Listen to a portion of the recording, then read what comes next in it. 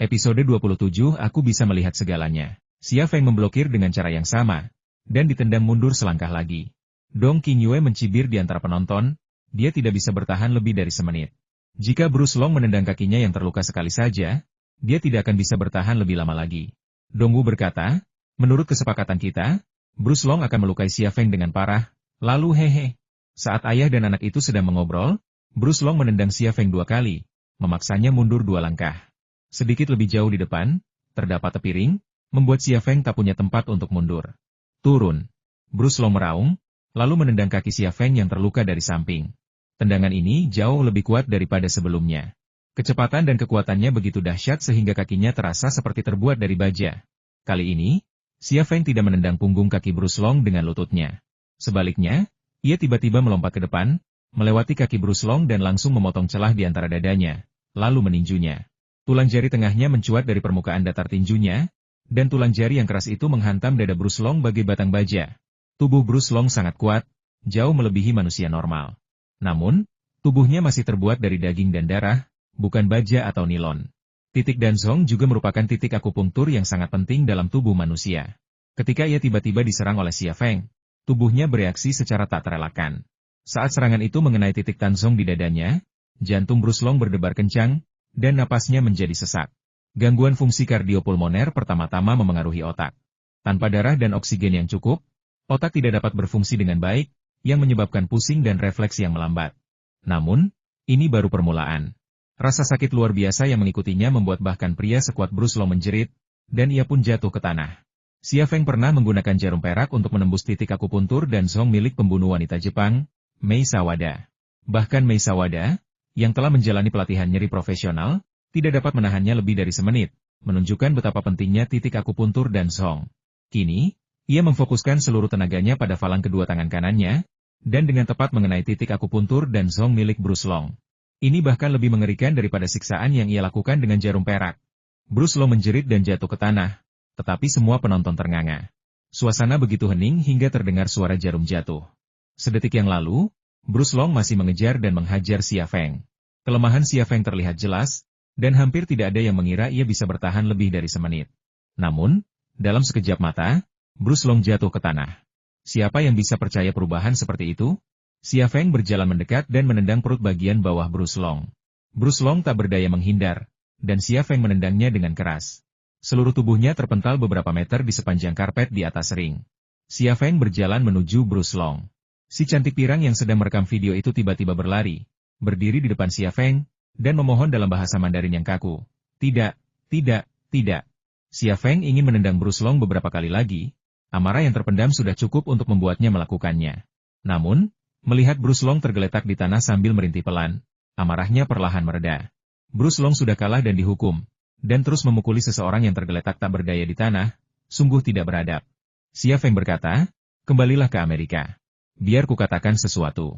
Tiongkok memiliki sejarah 5.000 tahun, wilayah yang luas, dan sumber daya yang melimpah. Ada banyak orang berbakat yang bahkan belum kau temui. Jangan berpikir kau tak terkalahkan hanya karena kau bisa mengalahkan beberapa orang. Bruce Long menatap Xia Feng dengan ekspresi kesakitan, tetapi tidak ada penghinaan atau kebencian di matanya. Xia Feng berbalik menghadap penonton, tiba-tiba mengangkat Dong Wu, dan berkata dengan tegas, Dong Wu, naiklah, aku ingin bertarung denganmu. Mata semua orang tertuju pada Dong Wu. Dong Wu melompat berdiri, tetapi ia bahkan tidak melangkah sedikit pun menuju ring. Xia Feng telah menjatuhkan Bruce Long yang kurang ajar itu ke atas panggung, jadi hasilnya mudah dibayangkan. Terlebih lagi, ia yakin jika Xia Feng mengalahkannya, bahkan wanita tercantik di dunia pun akan memohon padanya. Dan Xia Feng tidak akan menunjukkan belas kasihan, menghajarnya begitu keras hingga putrinya sendiri, Dong Qingyue, tidak akan mengenalinya. Xia Feng melanjutkan, naiklah. Bukankah selama ini kau bersembunyi di antara penonton dan menggerutu? Orang sepertimu tidak layak berlatih bela diri. Kau bahkan tidak punya integritas moral seorang seniman bela diri. Naiklah dan aku akan memberimu pelajaran. Wajah Dong Wu langsung memerah. Dia bisa menusuk Xia Feng tadi malam karena Qin Qi menyerangnya dengan pisau terbang. Tapi jika Qin Qi melakukannya di depan begitu banyak orang Wulin, bahkan jika polisi tidak menangkapnya, orang-orang Wulin ini saja pasti sudah menghajarnya habis-habisan sampai orang tuanya tidak akan mengenalinya. Pergilah ke ring, kalahkan dirimu, dan permalukanlah. Jangan pergi ke ring, permalukan saja. Dong Wu sudah membuat pilihan di dalam hatinya. Ia tersenyum dan berkata, Xia Feng, Aku tidak akan repot-repot denganmu. Kakimu cedera. Lain kali, aku akan melawanmu, agar yang lain tidak mengatakan aku menang secara tidak adil. Sialan kau. Tang Bocuan tiba-tiba berdiri, menunjuk hidung Dongwu, dan mengumpat, dasar orang tua bodoh, bagaimana bisa kau begitu tak tahu malu?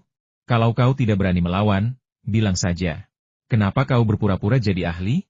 Penonton tertawa terbahak-bahak, ada yang menyebutnya tak tahu malu, ada pula yang menyebutnya tak tahu malu. Tadi, ketika Bruce Long meremehkan semua seniman bela diri dan Xia Feng naik ke panggung untuk melawan Bruce Long, Dongwu mengingatkan Bruce Long bahwa Xia Feng mengalami cedera di kaki kanannya. Hal itu sudah membuat penonton geram. Dan sekarang setelah ia punya kesempatan untuk mengumpat, siapa yang tidak ingin berbuat lebih banyak? Kebanyakan orang yang berlatih bela diri tidak elegan, dan umpatan yang mereka lontarkan bisa sekasar mungkin. Beberapa orang begitu kasar hingga mereka terang-terangan menyapa mendiang ibu Dongwu. Bahkan Dong Qingyue, yang berpinggang ramping, pun tak luput. Kata-kata seperti Fuk dan Fuk membanjiri Dongwu, Dong Qingyue, dan Qin Qi bagai air pasang. Dalam situasi ini, jika Dongwu, Dong Qingyue dan Qin Qi berani mengatakan sesuatu balasan, perkelahian pasti akan terjadi. Apa itu tikus yang menyeberang jalan? Saat ini, Dongwu, Dong Qingyue, dan Qin Qi adalah tikus yang menyeberang jalan. Semua orang membenci ketiga orang ini jauh lebih dari Bruce Long. Ayo pergi. Dongwu tidak bisa tinggal sedetik pun. Qin Qi dan Dong Qingyue tidak mengatakan apa-apa. Mereka berdiri dan mengikuti Dongwu keluar dari tempat tersebut. Xia Feng berteriak, Dongwu, Qin Qi, katakan ini pada gurumu bukan berarti aku tidak akan membalas dendam. Hanya saja waktunya belum tiba. Dongwu dan Qin Qi berbalik dan menatap Xia Feng. Mata mereka sangat dingin. Bruce Long akhirnya bisa bernapas lega. Ia berhasil berdiri dan berjalan menghampiri Xia Feng. Teknik tinju apa yang kau gunakan untuk mengalahkanku tadi? Xia Feng bahkan tidak repot-repot mengucapkan sepatah kata pun padanya, dan hanya berbalik dan berjalan meninggalkan panggung. Tuan, ayo pergi. Xia Feng berkata pada Liang Zhengchun. Liang Zhengchun menepuk bahu Xia Feng dan berkata, Oke, ayo pulang. Kau sudah menunjukkan keahlian Wing Chun Mu padaku. Aku akan meminta Xiao memasak beberapa hidangan untuk kita dan kita bisa minum-minum. Ya, baiklah. Liang Xiao sepertinya obat mujarab. Xia Feng merasa jauh lebih baik ketika mendengar namanya. Tapi kamu tidak boleh membantunya menggoreng, kamu akan merusaknya. Liang Zhengchun tiba-tiba berkata demikian. Xia Feng tersenyum canggung, tetapi tidak berkata apa-apa. Ia bisa saja berjanji pada Liang Zhengchun untuk tidak membantu Liang Xiao memasak, tetapi jika Liang Xiao memintanya, ia pasti akan pergi. Ia tidak pernah mudah menjanjikan sesuatu yang tidak bisa ditepati. Pada saat ini, sekelompok besar wartawan berkumpul dan mengambil gambar Xia Feng dan Liang Zhengchun. Beberapa wartawan juga menyerahkan mikrofon dan perekam untuk wawancara. Di sisi lain, Tang Yuyan mencondongkan tubuh ke telinga Tang Bocuan dan berbisik, apakah kamu ingin mengundangnya ke rumah kita? Tang Bocuan tersenyum dan berkata, jangan khawatir, tidak baik merasa cemas. Tang Yuyan melotot ke arah Tang Bocuan, dan tatapan genitnya seakan mengungkapkan apa yang ingin dikatakannya. Tang Bocuan merendahkan suaranya dan berkata, kita pasti akan menghabiskan waktu bersama di masa depan. Kita juga tahu di mana dia tinggal dan apa pekerjaannya. Apa kau masih khawatir tidak bisa menemukannya? Pada saat ini, Xia Feng dan Liang Zhengchun telah berhasil menerobos kerumunan wartawan dan pergi bersama Lu Sheng. Tang Yuyan menatap sosok Xia Feng yang menjauh, senyum misterius muncul di sudut mulutnya. Waktunya makan malam. Restoran sudah buka. Xia Feng keluar dari dapur sambil membawa semangkuk sup tomat dan iga babi yang baru dimasak, lalu mengajak Liang Zhengchun dan Liang Xiao makan. Liang Zhengchun tersenyum pahit dan menggelengkan kepalanya. Ia baru menyadari bahwa gengsinya sebagai seorang majikan jauh lebih rendah daripada putrinya. Ia memerintahkan Liang Xiao untuk memasak, dan Liang Xiao memerintahkan Xia Feng untuk memasak, lalu makanan pun siap. Mereka bertiga duduk mengelilingi meja, minum dan makan, bersenang-senang. Liang Xiao mengambil ginjal ayam dari panci berisi ayam rebus dan memasukkannya ke dalam mangkuk Xia Feng dengan sumpitnya. Kamu terluka. Makanlah lebih banyak untuk memulihkan tubuhmu. Melihat ginjal ayam putih di mangkuk, Xia Feng merasa kurang sehat. Ia mengalami cedera kaki ringan, jadi apa gunanya ginjal ayam untuknya? Liang Xiao mengambil sepotong kentang lagi dan menaruhnya ke dalam mangkuk Liang Zhengchun. Ayah, makanlah lebih banyak sayur. Liang Zhengchun memutar matanya ke arah Liang Xiao. Liang Xiao bergumam dalam hati, aku sungguh ingin berada di sana untuk menyaksikanmu mengalahkan orang Amerika yang sombong itu. Kau pasti sangat tampan saat itu. Xia Feng tersenyum kecut. Ia sangat menyadari bahayanya. Dalam hal kekuatan sejati, ia bahkan tidak bisa mengalahkan Liang Zhengchun. Jadi bagaimana mungkin ia bisa mengalahkan Bruce Long, yang telah mengalahkan Liang Zhengchun? Kemenangannya atas Bruce Long sepenuhnya berkat kekuatan mata kirinya dan penelitiannya baru-baru ini tentang titik-titik akupunktur.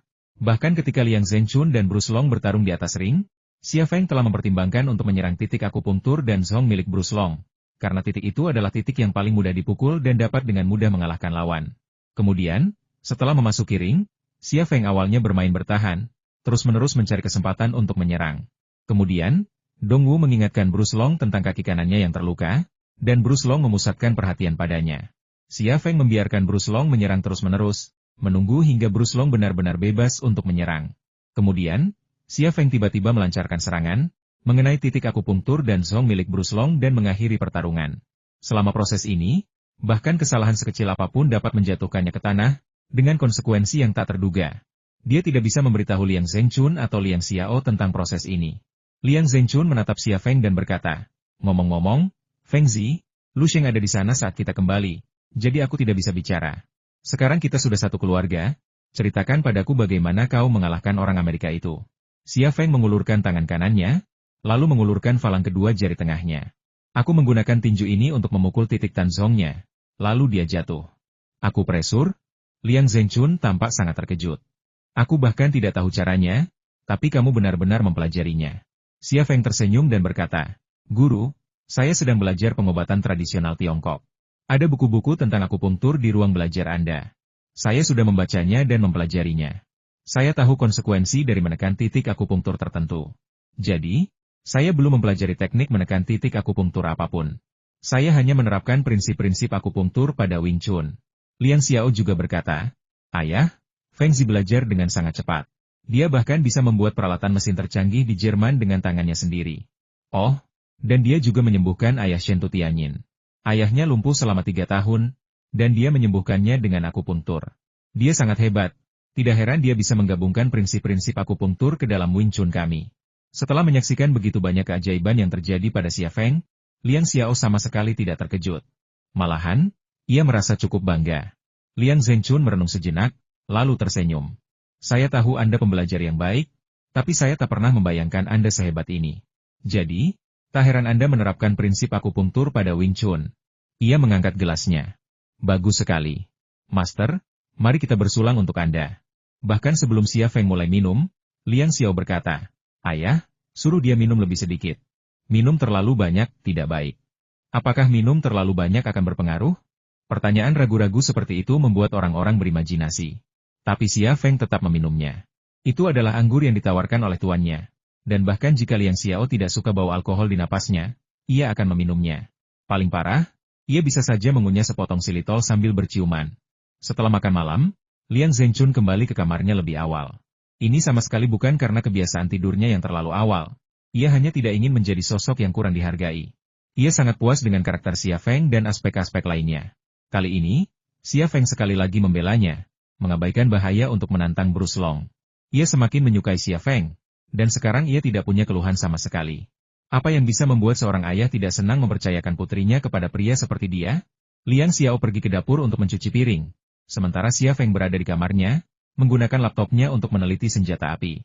Turnamen bela diri telah usai, dan pikirannya kembali tertuju pada penyempurnaan senapan runduk Longbing. Jika ia membutuhkan sesuatu, ia tinggal memberitahu Longbing, dan Longbing akan membantunya. Jika Longbing membutuhkan bantuannya, tentu saja ia akan melakukan yang terbaik. Bukan tugas yang sulit baginya untuk memodifikasi senapan runduk terbaik, tetapi buku petunjuk yang diberikan oleh Longbing jelas tidak cukup. Informasi yang dihasilkan mesin pencari Baidu tentang modifikasi senjata api sebagian besar berkaitan dengan GIM, dan pengetahuan yang diperoleh dari modifikasi GIM tentu tidak akan berlaku di dunia nyata. Ia pun menyerah dan mencari informasi terkait senapan runduk. Kali ini, ia menemukan caranya.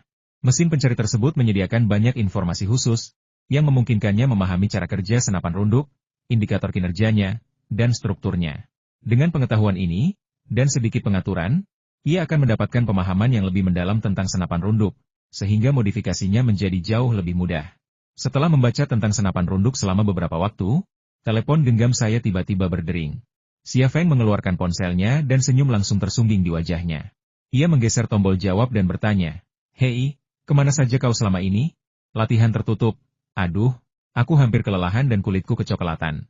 Begini, instruktur kita tidak sopan banget, aku bahkan curiga dia sakit jiwa." Suara Jiang Rui terdengar dari telepon, seperti keran yang dinyalakan, mengalir tanpa henti. Sudah lama sejak ia mendengar omelannya, dan Xia Feng merasakan kehangatan di hatinya. Ia mendengarkan dengan sangat sabar, sesekali menyela, dan tampak sangat menikmatinya. Setelah berbasa-basi, Jiang Rui tiba-tiba mengganti topik, "Kemana saja kau?" "Aku mengetuk pintu lama sekali dan tidak ada yang menjawab." "Kalau kau tidak mau membuka pintu, aku akan menyiramkan cat ke pintumu." Xia Feng tersenyum dan berkata, "Apakah kamu punya cat?" "Tidak." Jiang Rui mendengus, "Aku bisa beli sendiri. Kalau tidak, aku akan menyiramkan kecap asinku ke pintumu." Xia Feng, ia masih sama, tidak berubah setelah sekian lama menjalani pelatihan tertutup. Mustahil untuk memastikan apakah instrukturnya sakit jiwa, tetapi Xia Feng yakin instrukturnya pasti sering sakit kepala. "Ayo, ceritakan kemana saja kamu. Sudah lama aku tidak melihatmu. Aku ingin bertemu denganmu dan memarahimu habis-habisan." Xia Feng tersenyum pahit dan berkata, "Kau ingin melihatku hanya untuk memarahiku?" Jiang Rui berkata seolah sudah biasa, "Tentu saja. Aku sudah lama tidak memarahimu, jadi aku merasa tidak nyaman. Katakan padaku, apa aku terlalu baik padamu?" Xia Feng sedikit terhibur dengan logika yang begitu kuat. "Sebenarnya, aku baru saja akan memberitahumu kabar baik. Kamu mau beliin aku mobil bagus atau rumah besar?" Jiang Rui terkekeh di ujung telepon. "Kalau kamu suka, aku bisa membelikanmu satu set. Sebenarnya, aku sudah menghasilkan banyak uang dan selalu ingin memberimu sesuatu. Tapi sayangnya kamu tidak ada di sini," kata Xia Feng. "Ini kabar baik sekali. Aku ingin rumah, aku ingin mobil, aku ingin singkatnya, beli, beli, beli." Jiang Rui tampak sangat gembira. Xia Feng tersenyum dan berkata, "Ini bukan kabar baik yang ingin kukatakan padamu." "Apa itu?" "Aku jatuh cinta pada Liang Xiao." "Haha." Xia Feng berkata sambil tersenyum, "Sekarang kau tidak akan bilang kalau aku tidak bisa menemukan pasangan, kan? Apa katamu?" Suara Jiang Rui terdengar tidak biasa. "Aku bilang aku dan Liang Xiao sedang jatuh cinta, dan aku sedang di rumahnya sekarang. Apa kamu senang?" "Aku nggak suka sama kamu. Dasar tidak sopan, pengoda. Aku mau putus sama kamu." "Halo?" Xia Feng tertegun dan tidak tahu harus berbuat apa. Jiang Rui sudah menutup telepon. Xia Feng tertegun cukup lama sebelum akhirnya tersadar. Ia bergumam dalam hati, kenapa dia begitu marah padaku tanpa alasan yang jelas? Namun, pembicaraan Jiang Rui tentang putus bukanlah sesuatu yang ia anggap serius. Ia telah putus dengannya setidaknya 1000 kali sejak mereka kecil, tetapi perpisahan terlama yang pernah ia alami hanya 3 hari. Saat itu, ia bahkan berinisiatif menawarkan sepotong es krim untuk membujuknya berbicara dengannya. Memikirkan hal itu membuatnya merasa hangat dan geli. Pada saat ini, Liang Xiao masuk dari pintu dan bertanya sambil tersenyum, "Siapa yang kamu panggil?" Xia Feng berkata, "Jiang Rui." Dia kembali. Cahaya aneh berkelebat di mata Liang Xiao, tapi ia pura-pura tak peduli. "Oh, itu tetanggamu. Dia tidak tahu kalau kita sudah bersama, kan?" Xia Feng berkata, "Dia tahu. Aku sudah memberitahunya, tapi dia tampak tidak senang." Senyum tiba-tiba merekah di wajah Liang Xiao. Ia naik ke kaki Xia Feng yang sedang duduk di sofa, lalu merapatkan seluruh tubuh bagian atasnya. Ia berbisik di telinga Xia Feng, "Jangan bicarakan dia lagi. Kau tak di sisiku tadi malam, dan aku merindukanmu semalaman." Kelembutannya, aroma tubuhnya yang menawan, kakinya yang panjang terbentang, dan cahaya musim semi yang samar-samar terlihat, tiba-tiba membuat Xia Feng merasakan panas di perut bagian bawahnya. Perasaan itu seperti api yang membakar pelan, membuat mulutnya kering dan gelisah, dan ia ingin segera melakukan sesuatu. "Ayo tidur." Xia Feng hampir tidak menolak Liang Xiao. Liang Xiao tersenyum dan berkata, "Saya sangat senang hari ini, dan saya ingin memberi Anda hadiah." "Hadiah?" Xia Feng menatapnya dengan bingung. Liang Xiao perlahan-lahan meluncur ke tubuhnya. Tubuhnya begitu lunak hingga seolah-olah tak bertulang. Setelah terdengar suara mendesis pelan, Liang Xiao membenamkan kepalanya. Mulut Xia Feng tiba-tiba terbuka lebar, seperti ikan yang kekurangan udara. Ini pertama kalinya dalam hidupnya ia menonton acara TV terkenal, rasa lezat. Di saat yang sama, Jiang Rui mengambil sebotol kecap dan menuangkannya ke seluruh pintu Xia Feng. Tak puas, ia mengeluarkan 2 pembalut wanita dan menempelkannya di pintu Xia Feng, satu secara horizontal dan satu secara vertikal. Kemudian, ia menatap kekacauan yang telah ia buat, tertegun, air mata mengalir tanpa suara. Cinta memang seperti ini. Ketika seseorang merasakan kebahagiaan, pasti ada orang lain yang membelai luka yang menyakitkan di sudut yang kosong. Keesokan paginya, Xia Feng dan Liang Xiao datang ke perusahaan. Xia Feng mengadakan rapat pagi untuk meninjau keikutsertaan perusahaan dalam pameran dan persiapan bahan baku untuk produk baru, skateboard otomatis. Meskipun ia tidak menangani hal-hal ini di perusahaan, Liang Xiao dan staf perusahaan menanganinya dengan baik, dan semuanya berjalan lancar. Setelah rapat pagi, Xia Feng membawa kotak plastik kiriman ke Jie dan menuju studionya. siap untuk mulai memodifikasi senjata Longbing. Dalam perjalanan, ia menelepon Jiang Rui, tetapi setelah 2 kali mencoba, Jiang Rui tidak menjawab. Xia Feng tersenyum pahit dan menggelengkan kepalanya. Dia benar-benar mengabaikanku? Serius? Aku tidak mengatakan apapun yang membuatnya kesal, kan? Lupakan saja, dia memang begitu. Semuanya akan baik-baik saja dalam beberapa hari. Beberapa pekerja memandang Xia Feng, menunjuk dan berbisik. Xia Feng menyimpan teleponnya dan berkata sambil tersenyum, "Apa yang sedang kamu lakukan?" Seorang pemuda menyusul dan berkata, "Bos Xia, kami sudah menonton videonya di internet." "Wah, saya tidak menyangka Kungfu MU begitu hebat." Seorang pekerja wanita yang sangat muda, matanya berbinar-binar, berkata dengan penuh semangat, "Bos Xia, Anda tampak sangat tampan saat menjatuhkan orang Amerika itu di atas ring. Kamu bisa melihatnya online?" Xia Feng sedikit terkejut. "Ya, tersebar di internet. Banyak orang mencari namamu. Ada yang bilang kau Wong Fei Hang versi modern, dan ada yang bilang kau harus bikin film." Mata pekerja perempuan muda itu terus berbinar. Xia Feng tersenyum dan berkata, "Aku tidak tahu bagaimana caranya. Kalian semua bisa pergi dan melakukan apapun yang perlu kalian lakukan." Para pekerja kemudian bubar, dan Xia Feng memasuki studionya. Setelah membuka kotak plastik, Xia Feng mengeluarkan semua komponen dan senapan runduk AS-50, lalu meletakkannya di meja kerja. Ia kemudian membongkar senapan runduk AS-50 menjadi komponen-komponen individual, menggunakan mata kirinya untuk mengamati dan mengingat dimensinya. Mata kirinya lebih presisi daripada alat ukur apapun, sehingga ia harus mengingat data paling akurat untuk setiap komponen. Lalu menggunakan data ini untuk mengukur dan memodifikasi komponen yang diberikan oleh Longbing. Ia mengukur dengan sangat cermat, dan butuh hampir 1 jam untuk mengukur semua bagian senapan runduk AS-50. Namun, tepat ketika ia hendak mengukur bagian-bagian yang disediakan Longbing, terdengar ketukan di pintu studio. Mata kiri Xia Feng sedikit berkedut, dan pintu studio tiba-tiba menghilang dari pandangannya. Melihat orang yang berdiri di luar dengan jelas, ia tertegun sejenak, lalu bergegas menghampiri dan membuka pintu. Orang yang mengetuk pintu adalah Menteri Keamanan yang baru diangkat, Lu Sheng, tetapi yang berdiri di belakang Lu Sheng adalah Longbing. Longbing mengenakan setelan jas wanita yang rapi, dengan dada kencang dan pinggul montok yang montok, tampak dewasa dan seksi. Namun, wajahnya tanpa ekspresi, sedingin gunung es, membuat orang takut mendekatinya. Dia memang seksi dan menarik, tetapi Xia Feng belum pernah melihat seorang pria berani mendekatinya. "Bos Xia, Lu Sheng telah mengubah alamatnya. Wanita ini bilang dia ingin bertemu denganmu. Aku memintanya untuk menunggu di ruang tamu dan aku akan datang untuk memberitahumu, tapi dia bersikeras ikut denganku. Jadi," Xia Feng berkata, "tidak apa-apa, kita sudah saling kenal. Saudara Sheng, lanjutkan saja pekerjaanmu." "Ya, baiklah." Lu Sheng tersenyum dan pergi. Xia Feng masih memanggilnya Saudara Sheng, yang membuatnya merasa terhormat dan tentu saja senang. Xia Feng menatap Longbing dan berkata, "Mengapa kamu tidak meneleponku agar aku bisa menjemputmu?" Longbing tidak berkata apa-apa dan langsung masuk ke studio Xia Feng. Xia Feng tersenyum pahit dan menutup pintu studio. Sudah mulai memodifikasi senjatanya? Longbing melihat setumpuk suku cadang senjata di meja kerja. Xia Feng berkata, "Kita baru saja mulai. Kamu tidak mau hari ini, kan? Aku tidak bisa membuatnya untukmu." Longbing berkata, "Masalah senjata itu bukan masalah besar. Aku akan mengambil apapun yang kau butuhkan saat kau siap. Aku datang ke sini hari ini untuk memberitahumu sesuatu. Kau harus siap secara mental." Xia Feng dipenuhi rasa ingin tahu. "Kenapa kamu begitu serius? Ada apa?" Longbing terdiam sejenak sebelum berkata, "Personel intelijen kami telah menerima informasi bahwa AS telah mengetahui rahasia perolehan peralatan mesin cerdas tercanggih kami, dan mereka juga tahu bahwa Anda yang membuatnya." "Ini," kata Xia Feng dengan heran, "bagaimana ini mungkin?" Longbing membuka tas tangannya, mengeluarkan setumpuk foto dan menyerahkannya kepada Xia Feng. Xia Feng melirik sekilas dan tercengang. Foto pertama menunjukkan studionya di latar belakang, dengan mesin perkakas pintar yang belum selesai. Ia kemudian membolak-balik foto-foto lainnya. Setiap foto menunjukkan mesin perkakas pintarnya, dengan berbagai tahap penyelesaian. Ini berarti siapapun yang mengambil foto-foto ini telah mengamati perkembangannya. Longbing berkata, "Ini hanya beberapa saja.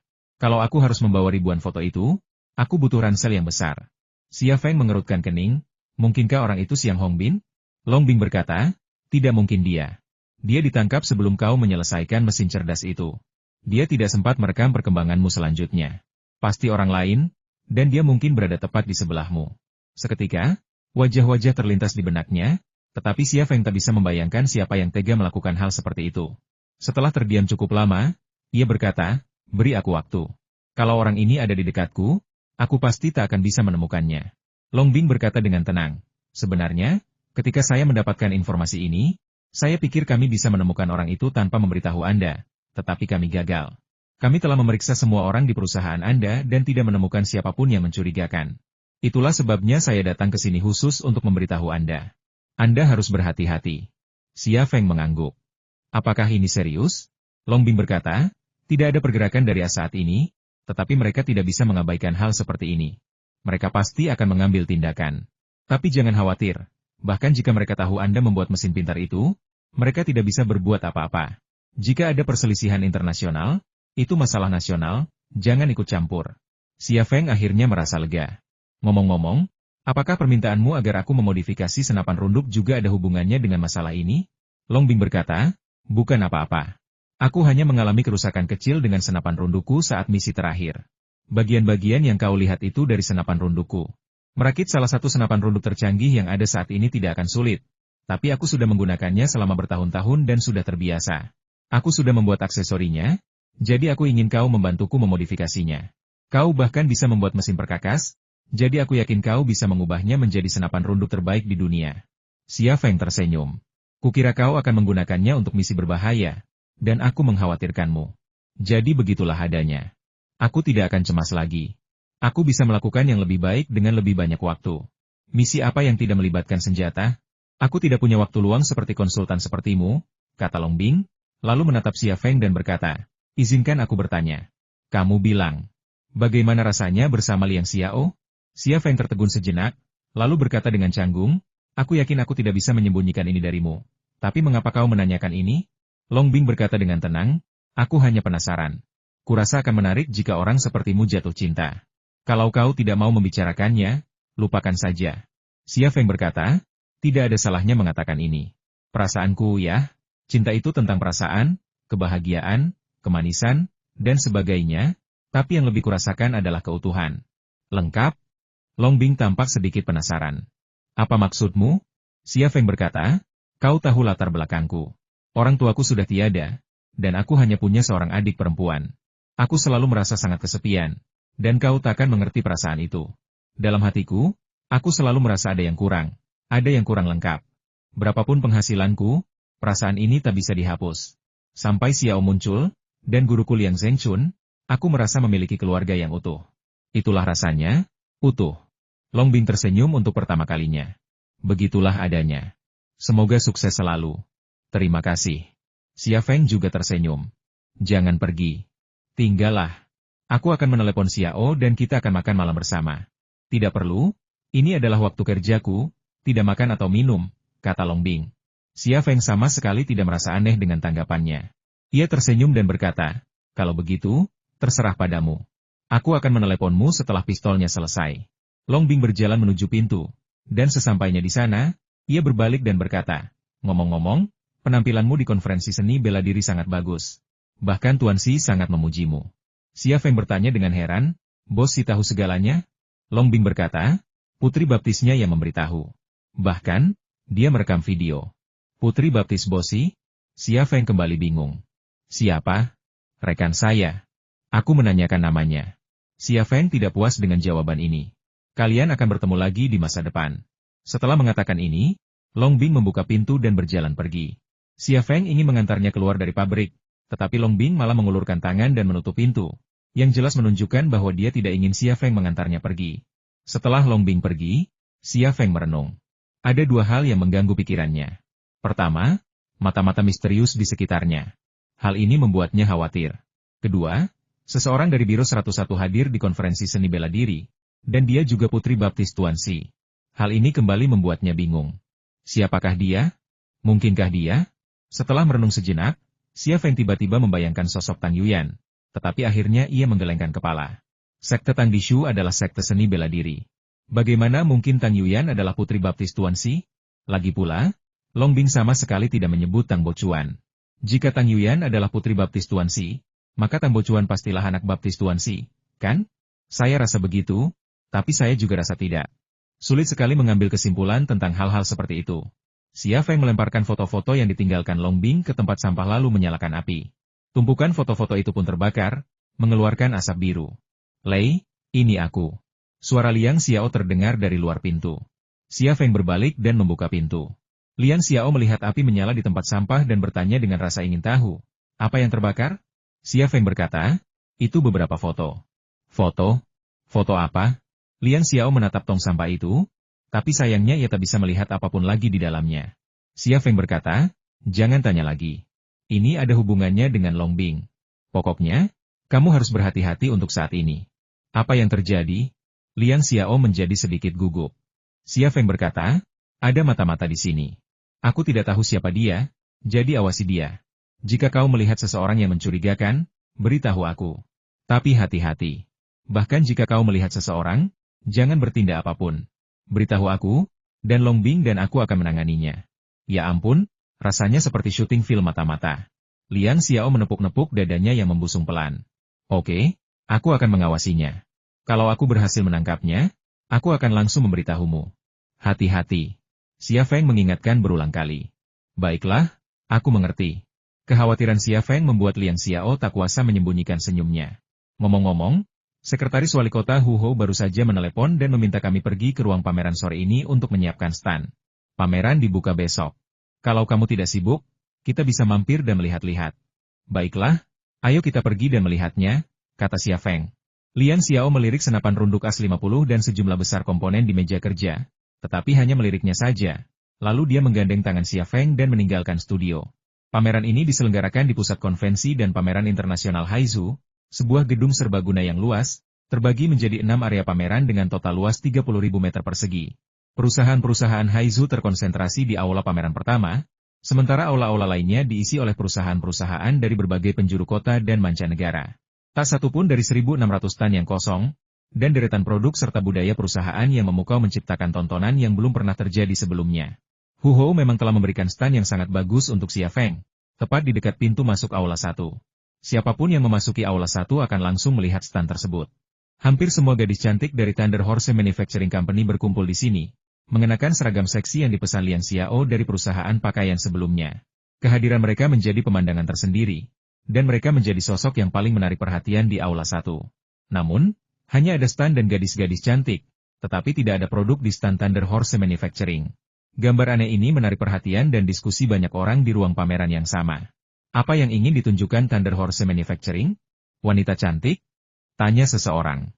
Pria bernama Xia Feng itu menepuk dadanya di depan wali kota Hu Hou dan berjanji tidak akan pernah mengecewakan Hu Hou.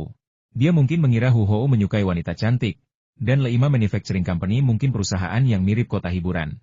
Haha, kata seseorang dengan nada sarkastis. Ketika para karyawan wanita di Thunder Horse Manufacturing Company mendengar kata-kata ini, mereka semua sangat marah dan melotot ke arah orang-orang yang menyebarkan rumor. Guan Lingsan mondar-mandir di depan stand, tampak sangat cemas. Kenapa Presiden Xia dan Nona Liang belum datang? Acaranya akan segera dimulai, dan produk kita belum dikirim. Bagaimana kalau terjadi sesuatu yang tidak terduga? Sambil berbicara, Hu Hou memimpin sekelompok pengusaha asing ke aula pameran 1. Sambil memperkenalkan situasi bisnis kota Haizu kepada para pengusaha asing tersebut, Hu Hou berjalan menuju stand Thunder Horse Manufacturing Company. Sebenarnya bukan maksud saya mengajak orang untuk melihat stand Thunder Horse Manufacturing Company, akan tetapi stand Thunder Horse Manufacturing Company itu letaknya persis di samping pintu masuk, dan untuk masuk saya harus melewati stand Thunder Horse Manufacturing Company. Melihat Hu Hou dan sekelompok besar pengusaha, wajah Guan Lingsan memucat. Wali kota Hu Hou membawa para pengusaha itu mengunjungi aula pameran nomor 1, dan tempat pertama yang mereka lihat adalah stand Thunder Horse Manufacturing Company. Namun, Thunder Horse Manufacturing Company kini hanya memiliki sekelompok gadis cantik. Pameran macam apa ini? Perkenalkan, perusahaan baru di kota Haizu kami, perusahaan manufaktur Leima. Perusahaan ini, sambil berbicara, Hu Hou akhirnya melihat stand perusahaan manufaktur Leima dengan jelas. Stand kosong itu bagaikan tamparan di wajah, menghalangi apa yang ingin ia katakan. Guan Lingsan melangkah maju dengan berani, Wali Kota Hu, kami. Hu Hou menyela Guan Lingsan, wajahnya juga dipenuhi amarah. Di mana Xia Feng? Di mana dia? Apa yang kau lakukan? Presiden kita Xia. Guan Lingsan tidak tahu harus berkata apa. Gu Kewen berjalan dari stand Yuedong Sports dengan senyum penuh kemenangan di wajahnya. Wali Kota Hu, apakah para wanita ini produk baru Thunder Horse Manufacturing? Apakah mereka robot? Ia mengulurkan tangan dan mencubit pipi Guan Lingsan, lalu berkata sambil tersenyum, mereka bukan robot, mereka manusia sungguhan. Guan Lingsan menepis tangan Gu Kewen dan berkata, hati-hati dengan kata-katamu. Presiden Xia kita pasti mengalami kecelakaan. Aku akan segera meneleponnya, dan dia akan segera datang. Gu Kewen tertawa dan berkata, kenapa menelepon? Beraninya dia menemui wali kota Hu sekarang? Dia mungkin sudah bersembunyi. Sudah kubilang, bagaimana mungkin perusahaan yang memproses sekrup untuk orang lain bisa memenuhi syarat untuk berpartisipasi dalam pameran seperti itu? Wali kota Hu, sebaiknya Anda ajak teman-teman bisnis Anda ke stan perusahaan kami untuk melihat-lihat. Papan selancar otomatis kami adalah produk unggulan yang populer di pasar Eropa dan Amerika. Hu Hou berkata kepada Guan Lingshan dengan wajah muram, tidak perlu memanggilnya. Lalu ia berkata kepada para pedagang asing, maaf, ada masalah. Ayo kita cari di tempat lain dulu. Papan selancar otomatis Yuedong Sports. Tepat pada saat itu, suara keras tiba-tiba datang dari luar aula pameran nomor 1. Wah, cantik sekali. Apa itu? Aku belum pernah melihatnya sebelumnya. Di mana saya bisa membelinya? Halo, kamu kesini untuk pameran? Kamu di ruang pameran yang mana? Suara-suara itu menyerbu masuk sekaligus, menyela kata-kata Hu Hou dan menarik perhatian banyak pedagang asing. Hu Hou mungkin orang terakhir yang berbalik. Tepat saat ia berbalik untuk melihat pintu masuk aula pameran 1, Xia Feng, mengenakan pakaian olahraga Adidas, meluncur ke ruang pameran dengan skateboard. Skateboard di bawah kaki Xia Feng berkilauan dengan warna-warna yang memukau, dan meluncur dengan kecepatan sedang. Ia tampak seperti sedang berdiri di atas pelangi yang meluncur secara otomatis, sungguh mempesona. Tepat di belakang Xia Feng, sekelompok besar anak muda lainnya memasuki ruang pameran dengan skateboard. Beberapa dari mereka mengelilingi para pedagang, sementara yang lain menampilkan trik-trik keren dan menantang di ruang terbuka. Kehadiran mereka langsung memeriahkan suasana ruang pameran 1, bahkan menarik perhatian wisatawan dan pedagang yang hendak pergi ke ruang pameran lain. Hu Hou awalnya berwajah tegas, tetapi ketika melihat produk-produk menarik dari Xia Feng dan Leima Manufacturing, senyum tiba-tiba mengembang di wajahnya. Ia bergumam dalam hati, anak ini memang penuh kejutan. Dia benar-benar tidak mengecewakan saya. Gu Kewen, di sisi lain, menatap Xia Feng dan skateboard di kakinya dengan ekspresi muram. Ia harus mengakui bahwa skateboard Xia Feng memang cantik dan modis. Produk seperti itu akan dengan mudah menarik minat konsumen muda dan bahkan dapat memicu tren skateboard. Namun, ia juga punya firasat bahwa skateboard dari Leima Manufacturing Company ini adalah tiruan dari papan selancar otomatis Yuedong Sports yang melanggar hak cipta. Memikirkan hal ini, wajah Gu Kewen menjadi semakin muram. Bukan karena alasan lain, tetapi karena Xia Feng tidak hanya menjiplak tetapi juga tidak menganggapnya serius. Dia benar-benar membawa produk semacam ini ke pameran di hadapannya. Saat itu, Xia Feng meluncur ke arah Hu Hou. Ia menginjak pelan bagian belakang papan luncurnya, dan papan luncur itu langsung berhenti. Ia tersenyum dan berkata, maaf, lalu lintas sedang macet, jadi saya meminta staf saya untuk meluncur ke sini. Kami sebenarnya bisa datang lebih awal, tapi saya pikir kalau kita berkelompok dan berjalan-jalan di ruang pameran pasti akan menarik banyak pengunjung. Jadi saya tidak terburu-buru dan malah berjalan-jalan di ruang pameran dulu sebelum datang ke sini. Kemarahan Hu Hou sudah lama mereda. Ia tersenyum dan berjabat tangan dengan Xia Feng. Kerja bagus. Cepat siapkan stannya. Kurasa kau akan mendapat banyak keuntungan kali ini. Baiklah, aku akan segera mengatur latihannya. Xia Feng kemudian berkata kepada para karyawan Thunder Horse Manufacturing, lakukan apa yang perlu kalian lakukan, dan cepatlah. Para pemuda dan pemudi dari Thunder Horse Manufacturing dengan cekatan menata barang-barang mereka di stan. Para karyawan perempuan yang berperan sebagai model juga turut bergabung di stan, berpose menawan di samping papan luncur otomatis. Produk-produk yang menarik dan orang-orang yang menarik membuat tampilan semakin menarik. Para pedagang yang awalnya berencana mengikuti Hu Hou untuk melihat papan selancar otomatis Yuedong Sports, semuanya berbondong-bondong ke stan Thunder Horse Manufacturing Company. Bersama para pedagang dan wisatawan yang datang dari luar, stan Thunder Horse Manufacturing Company tiba-tiba menjadi stan tersibuk di aula pameran nomor 1. Hal ini wajar saja. Papan selancar Yuedong Sport sangat jarang terjual di Tiongkok, karena Tiongkok adalah negara benua yang luas, dengan lebih dari 90% wilayahnya berada di pedalaman, jauh dari lautan. Tanpa laut dan tanpa selancar, siapa yang akan membeli papan selancar otomatis? Namun, skateboard otomatis berbeda. Ia akan menyasar seluruh pasar daratan. Pemandangan meriah di hadapannya juga membuat Xia Feng tersenyum puas. Ia merasa telah membuat taruhan yang tepat untuk harta karun ini. Ada keributan lagi di pintu. 4 orang berpakaian kura-kura ninja memasuki ruang pameran dengan papan luncur otomatis Leo dengan 2 pedang, Rafael dengan 2 garpu, Mike dengan nunchaku, dan Doni dengan tongkat kayu. Namun, mereka bukanlah protagonis. Protagonisnya adalah Chang'e, yang muncul setelah mereka, diperankan oleh Liang Xiao. Liang Xiao mengenakan gaun panjang berkostum kuno berwarna putih dengan banyak pita. Saat ia bermain skateboard, pita-pita di tubuhnya berkibar mundur dan menari perlahan. Ditambah dengan lampu neon biru yang berkedip-kedip di bawah kakinya, ia benar-benar secantik peri. Wah, skateboard ini bisa dimainkan seperti ini? Beberapa turis menatap Liang Xiao dengan iri. Perusahaan macam apa ini? Perusahaan animasi? Hebat dan berbakat, kata seseorang. Mereka menjual skateboard. Ayo kita lihat. Aku akan beli satu dan main-main di taman. Aku yakin semua orang akan tertarik. Alat ajaib untuk mendekati cewek. Haha. Ada berbagai macam pendapat, dan banyak orang pergi ke stan untuk bertanya kepada staf bagaimana cara membeli skateboard otomatis. Keempat kura-kura ninja mempercepat laju papan luncur mereka dan melompat ke stan pameran, disambut sorak-sorai dari semua orang. Liang Xiao meluncur ke arah Xia Feng, mengitarinya. Senyum menghiasi wajahnya, matanya penuh cinta. Tidak jelas apakah ia membayangkan Xia Feng sebagai Marsekal Tian Peng, yang mendambakan kecantikannya. Kamu sangat cantik.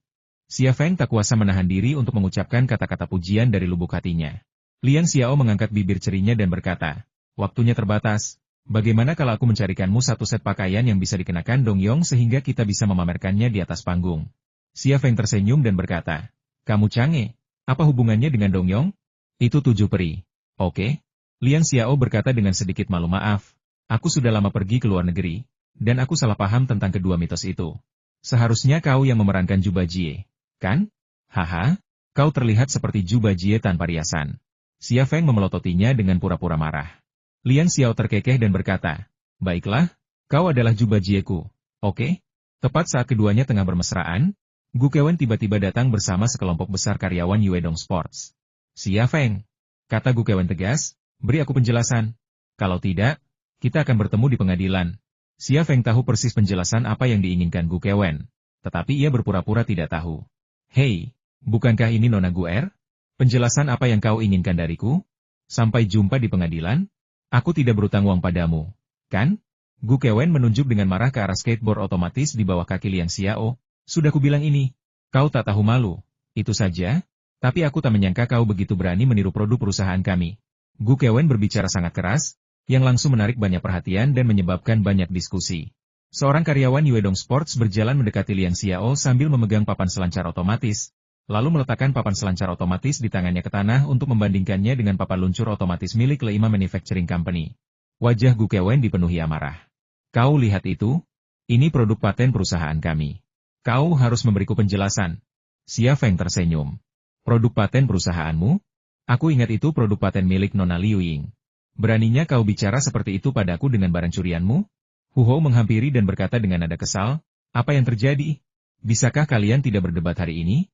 Kalian mewakili perusahaan-perusahaan kota Haizu kami. Gu Kewen berkata, wali kota Hu, jangan khawatir. Saya akan menuntutnya. Saya ingin dia mengganti kerugian perusahaan kami dan segera berhenti melanggar hak-hak perusahaan kami. Ia menoleh ke Lin Yaru, yang berdiri di belakangnya, dan berkata, Yaru, segera hubungi pengacara kami. Lin Yaru kemudian mengeluarkan ponselnya untuk menelepon. Sambil menunggu panggilan tersambung, ia terus menatap Xia Feng dengan tatapan penuh kepuasan. Hu Hou memandangi papan selancar otomatis di tanah, lalu ke papan luncur otomatis di kaki Liang Xiao. Alisnya sedikit berkerut. Memang benar, keduanya adalah peralatan olahraga berbentuk papan. Jika Gu Kewen bersikeras bahwa papan luncur otomatis Xia Feng melanggar papan selancar otomatisnya, akan sulit untuk menjelaskannya. Liang Xiao sepertinya sudah menebak pikiran Hu Hou. Ia turun dari skateboard dan langsung berjalan ke meja resepsionis di depan stand Thunder Horse Manufacturing Company, mengambil sebuah dokumen, lalu kembali ke sisi Xia Feng. Pada saat ini, Lin Yaru telah menyelesaikan panggilannya dan tinggal menunggu pengacara datang. Gu Kewen mencibir, Xia Feng, aku benar-benar tidak tahu harus menyebutmu pintar atau bodoh. Kau memang cukup pintar, mengingat kau berhasil meniru produk paten perusahaan kami. Tapi kau telah mengabaikan hukum dengan memproduksi produk yang melanggar hak cipta ini dan bahkan membawanya ke sini untuk dipamerkan. Dari sudut pandang itu, kau sungguh bodoh. Kukatakan padamu, kali ini aku akan membuatmu bangkrut. Lin Yaru menyela dan berkata, wajar jika seseorang yang tidak berpendidikan tinggi tidak memahami aturan dunia bisnis dan hukum. Xia Feng berkata dengan tenang, sudah cukup bicaramu? Kalau sudah, pergilah dari sini dan berhenti merengek di depanku. Aku ingin kamu segera menghapus produk yang melanggar hak cipta. Teriak Gu Kewen pada Xia Feng. Sekarang juga. Liang Xiao mencibir, kau pikir kau siapa? Ratu atau putri? Ia membuka tas arsip, mengeluarkan sertifikat paten, dan menyerahkannya kepada Hu Hou.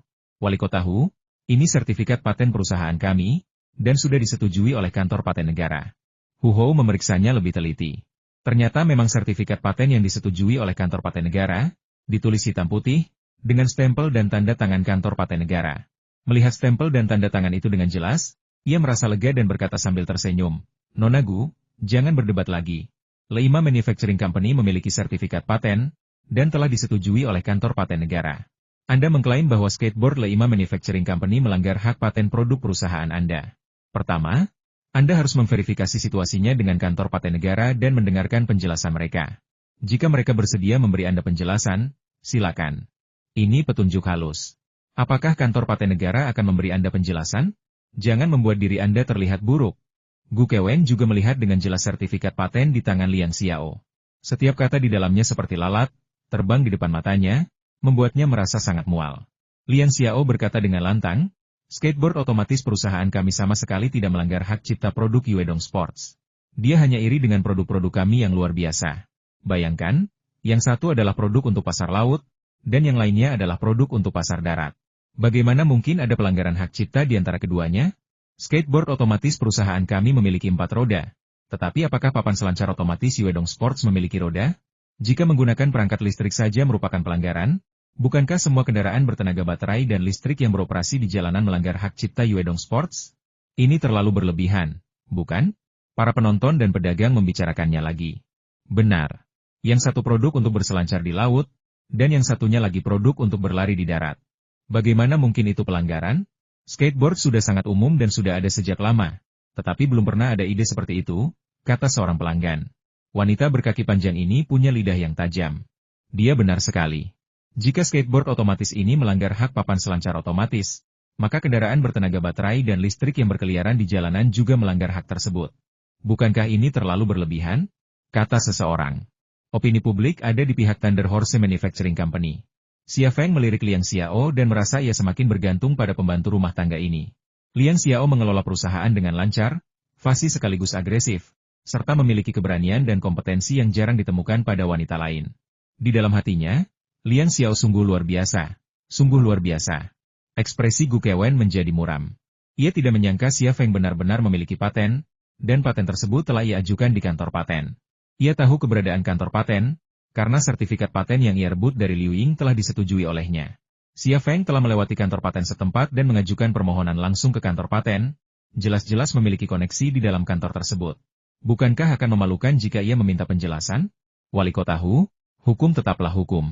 Siapapun yang menyetujui paten ini, tidak bisakah keluarga Gu saya menuntut perusahaan swasta kecil? Suara seorang pria terdengar dari luar kerumunan. Sebuah lorong didorong menembus kerumunan, dan Gu Kewu perlahan muncul, diapit oleh beberapa pengawal. Di belakangnya diikuti oleh 2 orang penting, Dong Wu dan Qin Qi. Begitu mereka muncul, mereka memelototi Xia Feng dengan mata berbisa, seolah-olah mereka ingin membunuhnya. Mereka telah mengalami penghinaan seperti itu di konferensi seni bela diri, dan kebencian seperti itu bukanlah sesuatu yang bisa dihilangkan dengan mudah. Hu Hou sepertinya menyadari sesuatu.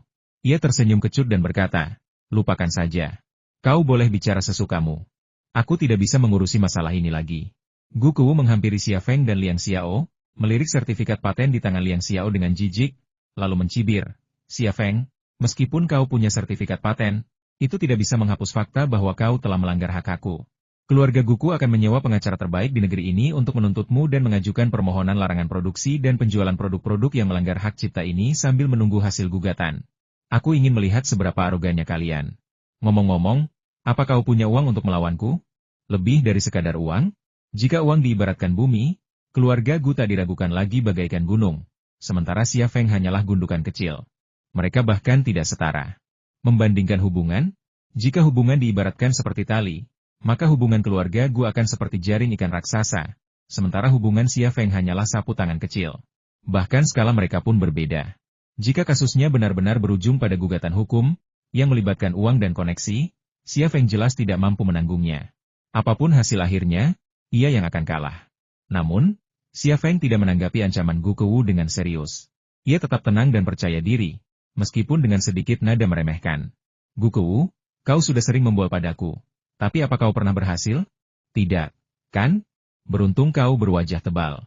Kalau aku pasti sudah menghindar sejak lama karena aku terlalu malu bertemu denganmu." Gu Kewu tidak marah, dan senyum tersungging di wajahnya. "Setengah jam lagi, saya bisa meminta tim industri dan komersial untuk datang dan menyegel produk Anda dalam waktu setengah jam. Tunggu saja, setengah jam." Ia mengeluarkan ponselnya dan bersiap menelepon. Gu Kewu. Sebuah suara yang familiar memanggil nama Gu Kewu. Xia Feng melihat ke arah suara itu dan segera melihat Shen Tutianyin dan Fu Mingmei berjalan ke arahnya dari aula pameran nomor 1. Melihat Shen Tutianyin, wajah Gu Kewen langsung menunjukkan senyuman. Tianyin, kamu di sini, aku hanya mencarimu. Xia Feng tiba-tiba merasa bahwa menggunakan tembok besar untuk menggambarkan ketidakberdayaan Gu Kewu tidaklah cukup. Ketidakberdayanya lebih tebal daripada kerak bumi. Gu Kewu, kapan kau belajar menggunakan uang dan orang untuk menekan orang lain? Shen Tutianyin sama sekali tidak menatap Gu Kewu dengan serius. Kau ingin menuntut Xia Feng? Baiklah. Aku akan mengurus semua tenaga dan sumber dayanya. Aku juga ingin melihat siapa yang sanggup, kau atau aku. Alis Gu Kewu langsung berkerut. Ia bisa mendengar tekad Shen Tutianyin. Maksudnya jelas ia akan melindungi Xia Feng bahkan jika itu berarti perang habis-habisan antara keluarga Shen Tu dan Gu. Gu Kewen berkata dengan sedih, Kak Tianyin, kamu begitu tergila-gila pada kakakku, kenapa kamu selalu menentangnya?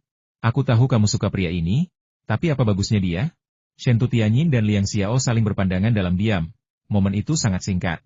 Hanya itu yang ingin kukatakan. Kau boleh melakukan apapun yang kau mau. Shen Tutianyin berjalan menuju Xia Feng. Xia Feng menatapnya dengan rasa terima kasih dalam hatinya, tetapi dia tidak perlu mengucapkan terima kasih padanya. Shen Tutianyin berhenti di depan Xia Feng dan berkata dengan tenang, jika dia terus merepotkanmu, jangan ragu untuk meneleponku. Aku akan menyediakan apapun yang kau butuhkan. Sebelum Xia Feng sempat berkata apa-apa, Liang Xiao menyela dan berkata, terima kasih, kami tidak membutuhkannya. Kami bisa mengatasi masalah seperti ini. Xia Feng merasa sangat canggung saat itu. Ia sebenarnya mengerti mengapa Liang Xiao berkata begitu, karena tidak ada wanita yang ingin suaminya menerima bantuan sebesar itu dari wanita lain. Namun, di hadapan Shen Tutianyin, ia merasa bahwa ia tidak seharusnya berkata seperti itu, karena ia tetaplah seorang pria. Dan pria memiliki martabat dan rasa hormat sebagai seorang pria. Shen Tutianyin melirik Liang Xiao dan tersenyum getir. Baiklah, terserah kau saja. Lei, datanglah dan temui ayahku kalau ada waktu. Gu Kewu tertawa terbahak-bahak, tampak sangat bahagia. Jadi begitulah. Ini adalah pernyataan yang membingungkan. Tetapi Shen Tutianyin dan Xia Feng sama-sama mengerti maksudnya. Gu Kewu telah melihat bahwa hubungan antara Shen Tutianyin dan dirinya adalah palsu, dan Liang Xiao adalah pacarnya. Bagi Gu Kewu, Xia Feng bukanlah saingan sejati dalam cinta, dan ini merupakan hal baik yang patut dirayakan dengan sampanye. Shen Tutianyin pergi tanpa menoleh ke belakang.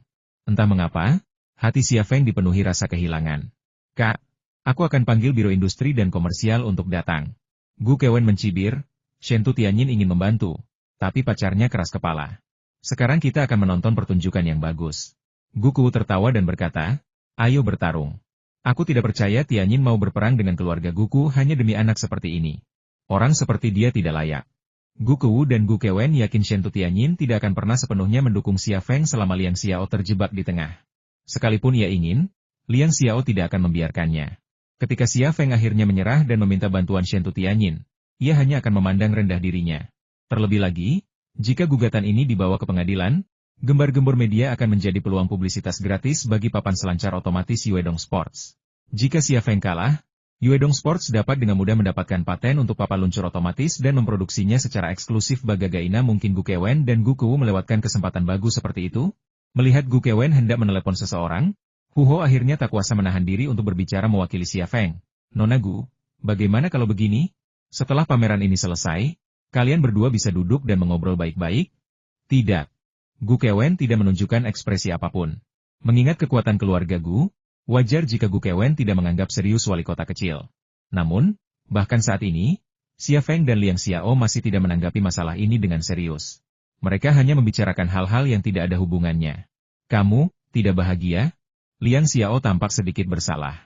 Dia bisa melihat bahwa Xia Feng memang sedikit tidak bahagia, dan dia juga tahu alasan mengapa dia tidak bahagia. Xia Feng tersenyum dan berkata, tidak apa-apa. Kenapa aku harus marah padamu? Liang Xiao menghela napas lega. Ia menggenggam lengan Xia Feng dengan penuh kasih sayang dan berkata, kau baik sekali.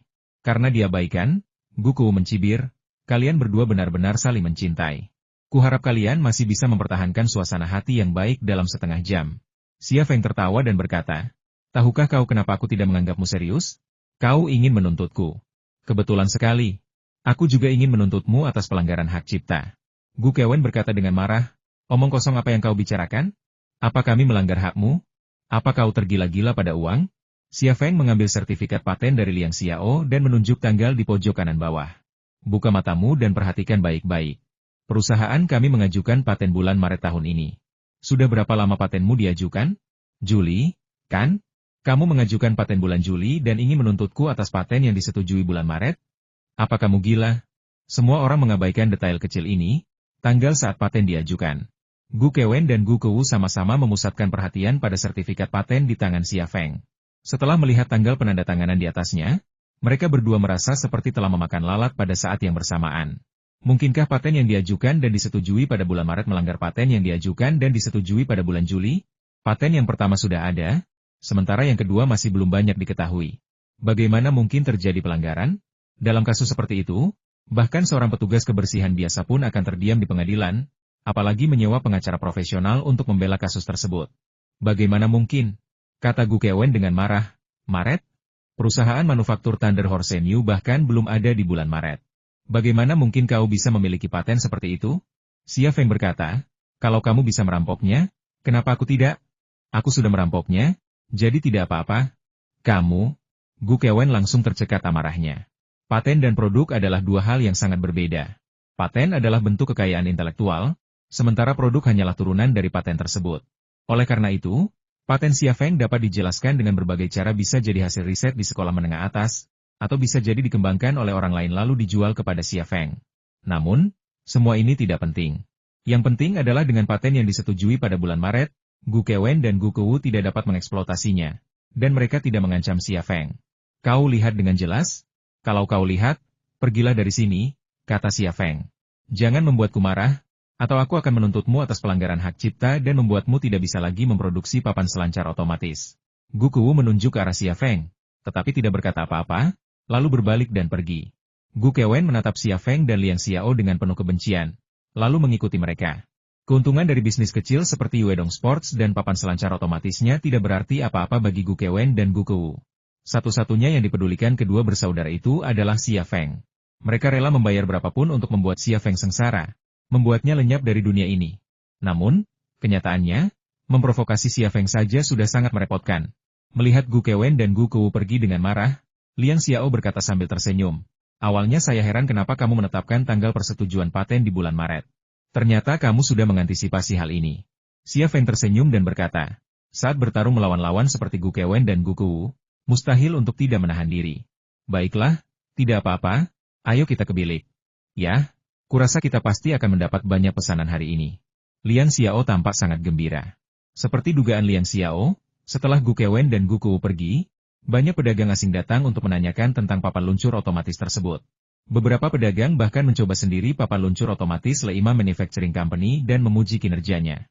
Ide di balik skateboard otomatis ini memang terinspirasi oleh papan selancar otomatis Yuedong Sports, dengan beberapa elemen desain yang ditiru. Namun, keahlian Xia Feng adalah teknik mesin, dan ia telah menyempurnakan papan selancar otomatis tersebut secara signifikan, yang secara efektif meningkatkan performanya. Bagaimana mungkin skateboard otomatis buatannya bisa lebih buruk lagi? Hasilnya, setidaknya 6 dari 10 pelanggan tertarik, dan setidaknya 2 atau 3 orang memesan. Terlebih lagi, ini baru hari pertama pameran, jadi pesanan selanjutnya pasti akan mengalir dari seluruh negeri, bahkan internasional. Stand Thunder Horse Manufacturing adalah yang tersibuk di seluruh tempat, sementara stand Yuedong Sport sepi, hanya menarik sedikit pengunjung. Hal ini tak terelakkan, karena papan luncur otomatis dirancang untuk penggunaan di darat, sementara papan luncur otomatis hanya bisa digunakan di air. Prospek pasar keduanya sungguh tak tertandingi. Jika Gu Kewen melihat ini, ia akan sangat menyesal. Jika ia sedikit saja berusaha dan mengubah papan selancar otomatis menjadi papan luncur otomatis yang bisa digunakan di darat, maka Xia Feng tak akan punya tempat. Namun tidak ada obat untuk penyesalan di dunia ini, dan apa yang telah terjadi tidak dapat dikembalikan lagi. Banyak pelanggan datang untuk bertanya, dan karyawan Thunder Horse Manufacturing sangat sibuk. Liang Xiao juga sangat sibuk. Ia bagaikan mesin pembaca, menjelaskan kinerja dan prospek skateboard otomatis kepada setiap pelanggan. Xia Feng menyapa pelanggan dan menegosiasikan pesanan dengan mereka. Meskipun ia juga sibuk, ia memiliki waktu yang jauh lebih sedikit daripada Liang Xiao dan para karyawan. Setelah mengantar pelanggan yang baru saja memesan, Xia Feng sempat bersantai. Ia berjalan ke stan dan memanggil Shentu Tianyin. Tianyin, barusan. Xia Feng ragu sejenak sebelum berkata, aku ingin meminta maaf atas nama Xiao. Dia orang yang terus terang dan selalu mengatakan apapun yang terlintas di benaknya. Jangan dimasukkan ke hati. Suara Shentu Tianyin terdengar dari telepon, kenapa kamu minta maaf? Aku sama tolerannya denganmu. Tidak apa-apa, Aku mengerti. Menurutku, dia cukup murah hati. Kalau dia perempuan lain, dia pasti akan langsung membantahku. Wanita sangat egois dalam hal cinta. Apa yang dikatakannya masuk akal karena dia sendiri seorang wanita dan dia sangat memahami perasaan Liang Xiao. Xia Feng menghela napas lega dan berkata sambil tersenyum, "Aku senang kau berpikir begitu. Aku takut kau akan marah, jadi..." "Haha, tidak apa-apa, tidak apa-apa. Aku juga sudah menyelesaikan masalah paten, jadi tidak akan ada masalah. Kau tidak perlu mengkhawatirkanku. Saya tahu segalanya." "Kamu tahu segalanya?" Shentu Tianyin tersenyum. "Kami juga punya karyawan di ruang pameran. Saya sudah menginstruksikan mereka untuk terus memberitahu saya tentang situasi Anda. Anda menyelesaikan masalah ini dengan menggunakan tanggal persetujuan paten. Tim saya pasti akan menghubungi saya untuk memberitahu saya tentang hal ini." Jadi begitulah. Xia Feng merasa bersyukur. Meskipun Shentu Tianyin pergi karena tidak ingin tinggal bersama Liang Xiao dan takut menimbulkan kesalahpahaman dan rasa jijik Liang Xiao, hatinya tetap berada di ruang pameran, memperhatikan perkembangan situasi kapan saja, siap membantunya. "Kau benar-benar licik. Aku tak kuasa membayangkan ekspresi Gu Kewen dan Gu Kewu. Kurasa itu pasti sangat menarik, kan?" kata Shentu Tianyin sambil tersenyum. Xia Feng juga tersenyum.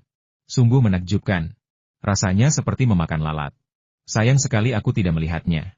Ngomong-ngomong, kamu seharusnya bebas setelah pameran, jadi tolong temani aku menemui ayahku. Kamulah yang menyembuhkannya, dan dia ingin bertemu denganmu. Kalau memungkinkan, kamu juga bisa melihat kondisinya saat ini. Lebih baik mengobati penyakitnya sejak dini, oke?" Nada bicara Shentu Tianyin penuh harap. "Baiklah, aku akan menemanimu menemui pamanmu segera setelah pameran selesai." Xia Feng setuju tanpa berpikir panjang.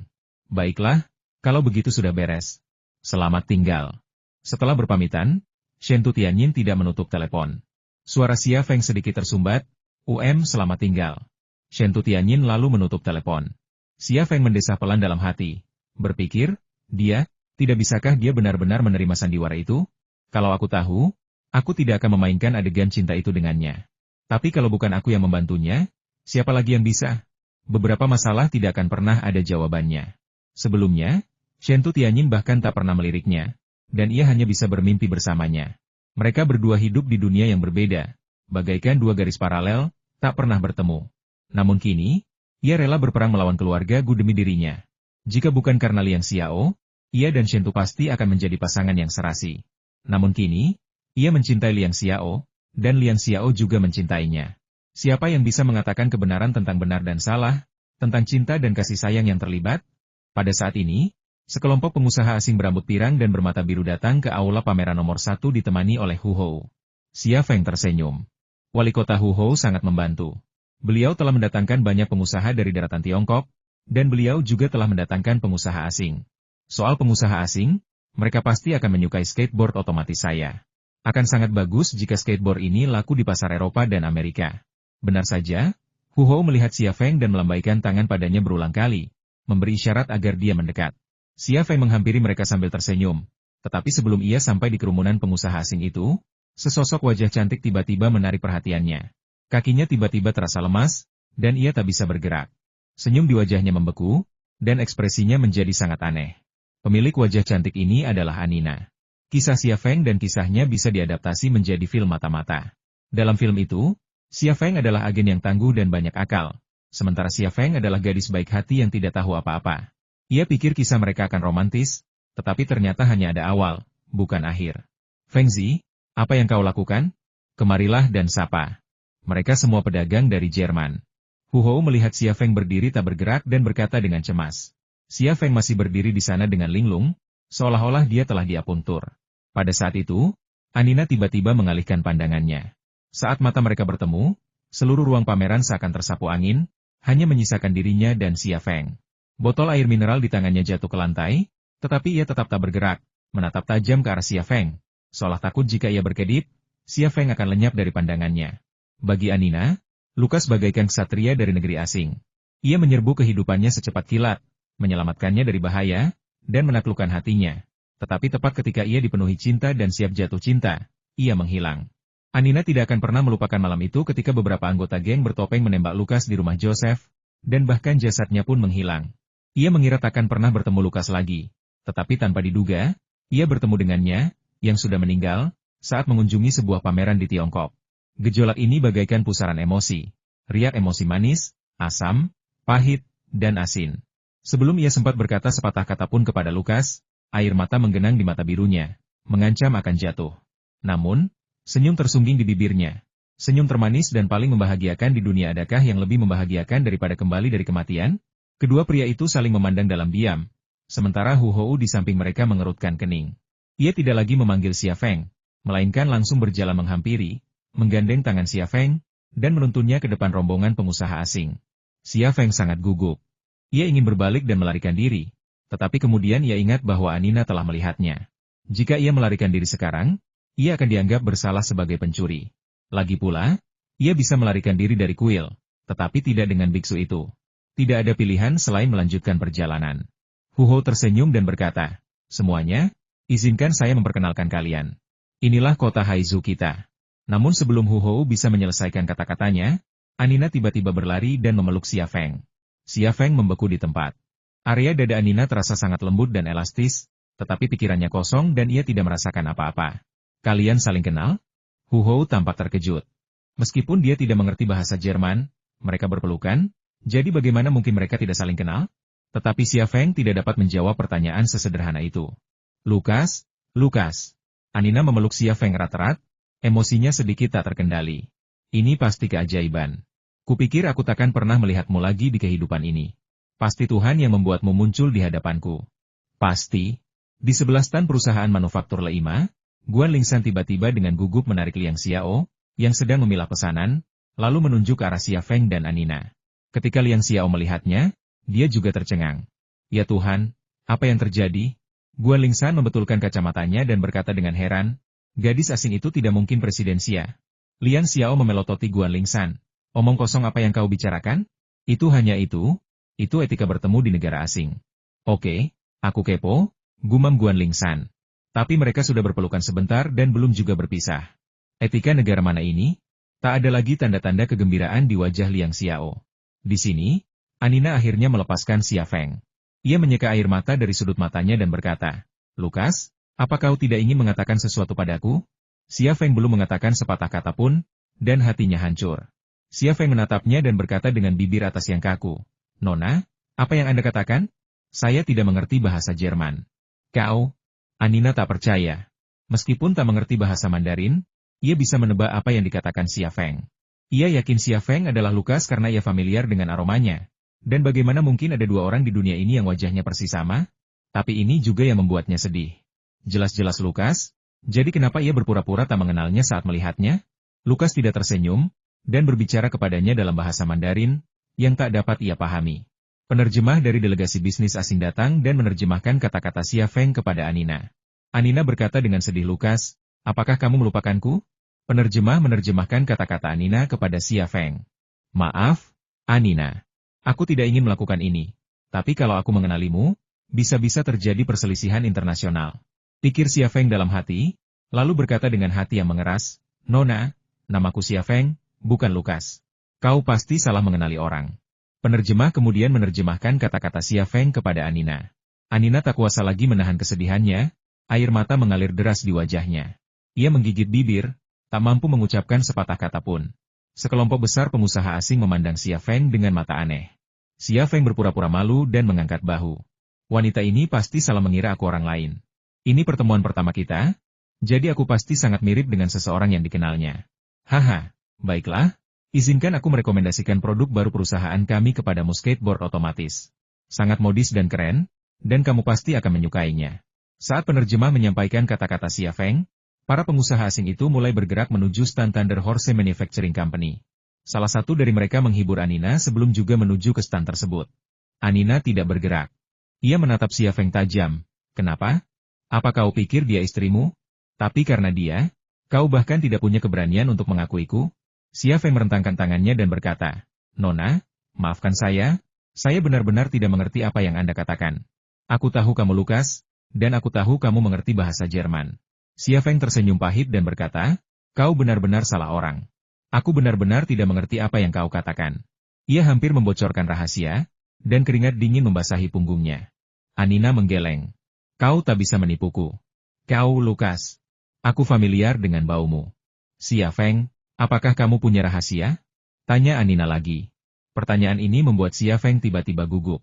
Ia khawatir Xia Feng akan memikirkan Joseph dan mesin perkakas pintar milik Joseph.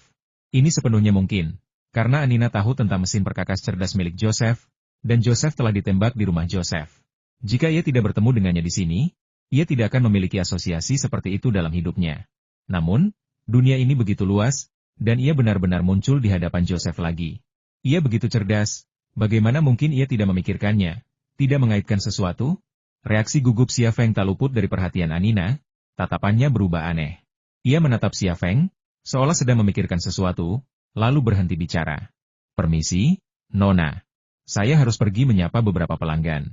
Xia Feng tidak berani berlama-lama bersamanya. Ia berbalik dan berjalan menuju bilik. Anina tertegun sejenak, lalu mengikuti Xia Feng menuju stan. Liang Xiao bahkan tidak repot-repot menyapa pelanggan itu dan berjalan ke arahnya. Bahkan sebelum ia mendekati Xia Feng, ia melihat Xia Feng mengedipkan mata berulang kali. Mulutnya bergerak maju mundur, seolah mengisyaratkan sesuatu. Pikirannya tiba-tiba dipenuhi kebingungan. Apa yang sedang terjadi? Xia Feng juga kebingungan.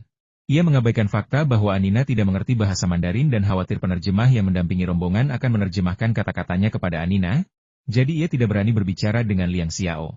Namun, saat ia ragu-ragu, ketika ia mencoba melangkahi Liang Xiao meraih lengannya dan memeluk pinggangnya dengan penuh kasih sayang. Aku mati. Xia Feng mendesah dalam hatinya dan kepalanya terkulai. Dia sudah sebulan di Jerman, dengan Long Bing berperan sebagai istrinya. Anina sering bersepeda ke rumah sewanya, dan meskipun dia tidak ada di dalam, dia pernah melihat Long Bing sebelumnya. Kini, di hadapan Anina, Liang Xiao meringkuk dalam pelukannya, menunjukkan kasih sayang. Bagaimana mungkin perempuan secerdas Anina tidak melihatnya? Tapi ini bukan yang terburuk. Yang terburuk adalah, ungkapan kasih sayang Liang Xiao akan membawa pikiran Anina ke arah yang berbahaya. Siapa yang akan berpura-pura menikah? Siapa yang akan ditembak lalu dibangkitkan secara misterius? Bukankah poin-poin mencurigakan ini sudah cukup jelas? Wanita yang hilang ini, kenapa dia memamerkan kasih sayangnya tanpa alasan? Benar saja, saat Anina melihat Liang Xiao merangkak ke pelukan Xia Feng dan berpura-pura mesra, dia tertegun sejenak, lalu terkejut, dan akhirnya tersenyum. Dia langsung menghampiri Xia Feng dan Liang Xiao, menepuk bahu Xia Feng, dan berkata dengan ringan, "Lukas, nomor teleponku tidak berubah. Telepon aku nanti, kita bisa ngobrol." Xia Feng ingin membenturkan kepalanya ke dinding. Liang Xiao melirik Anina dan berkata dengan sedih, "Apa yang kamu katakan?" Anina tersenyum dan berkata, "Kamu bukan istrinya. Berhentilah berpura-pura. Aku bukan orang bodoh. Kamu pernah membodohiku sekali. Mau membodohiku lagi?" Liang Xiao tidak mengerti bahasa Jerman, jadi dia menatap Xia Feng, menunggu dia menerjemahkan untuknya. Xia Feng menatap Anina, dengan gugup bertanya-tanya sudah sejauh mana dia melangkah. Namun di depan Liang Xiao, Anina tiba-tiba mendekatkan diri ke telinga Xia Feng dan berbisik, "Kamu punya rahasia." Xia Feng ingin berkata, "Saya tidak mengerti," tetapi dia tidak bisa mengatakannya lagi. "Aku akan menunggu teleponmu. Kamu akan menyesal jika tidak meneleponku." Setelah mengatakan itu, Anina tiba-tiba mencium pipi Xia Feng. Xia Feng membeku, Liang Xiao juga membeku. Tetapi Anina dengan tenang berjalan ke kelompok pedagang Jerman. "Dia, siapa dia?" Liang Xiao menatap Xia Feng dengan curiga. Xia Feng tersenyum pahit dan berkata, "Aku tahu apa yang kau pikirkan, tapi jelas bukan itu yang kau pikirkan. Aku pernah ke Jerman beberapa waktu, loh. Namanya Anina, dia rekan kerjaku di sana, dan dia mekanik senior." Liang Xiao mengerutkan bibirnya. "Rekan kerja yang menangis untukmu? Dia benar-benar menciummu di depanku. Hei, kalau bukan karena keadaan khusus hari ini, aku pasti sudah menamparnya tadi. Ini bukan seperti yang kamu pikirkan." "Seperti apa itu?" Xia Feng merasa kepalanya seperti akan meledak. Bagaimana semuanya menjadi seperti ini? Para pejalan kaki bergegas menyusuri jalan, dan Xia Feng berdiri di pinggir jalan bak patung. Wajah-wajah perempuan terus terbayang di benaknya Anina, Liang Xiao, Shen Tutianyin, Jiang Rui, dan Long Bing. Mereka membentuk taman rahasia, tetapi ia bukanlah seorang tukang kebun yang bahagia, melainkan seorang pria malang yang menderita alergi serbuk sari. Sebuah mobil niaga buik hitam berhenti di pinggir jalan. Jendela-jendelanya diturunkan, dan Long Bing mengintip dari baliknya. "Masuk." Xia Feng membuka pintu mobil dan masuk. Long Bing melaju ke depan, tapi sangat pelan. "Katamu mekanik Jerman itu mengejar kita." "Kok bisa?" Xia Feng tersenyum pahit dan berkata, "Aku juga berpikir itu tidak mungkin, tapi dia tetap datang. Kami menembakmu di depannya, dan tubuhmu hilang. Bukti yang tertinggal juga mengarah ke geng lokal.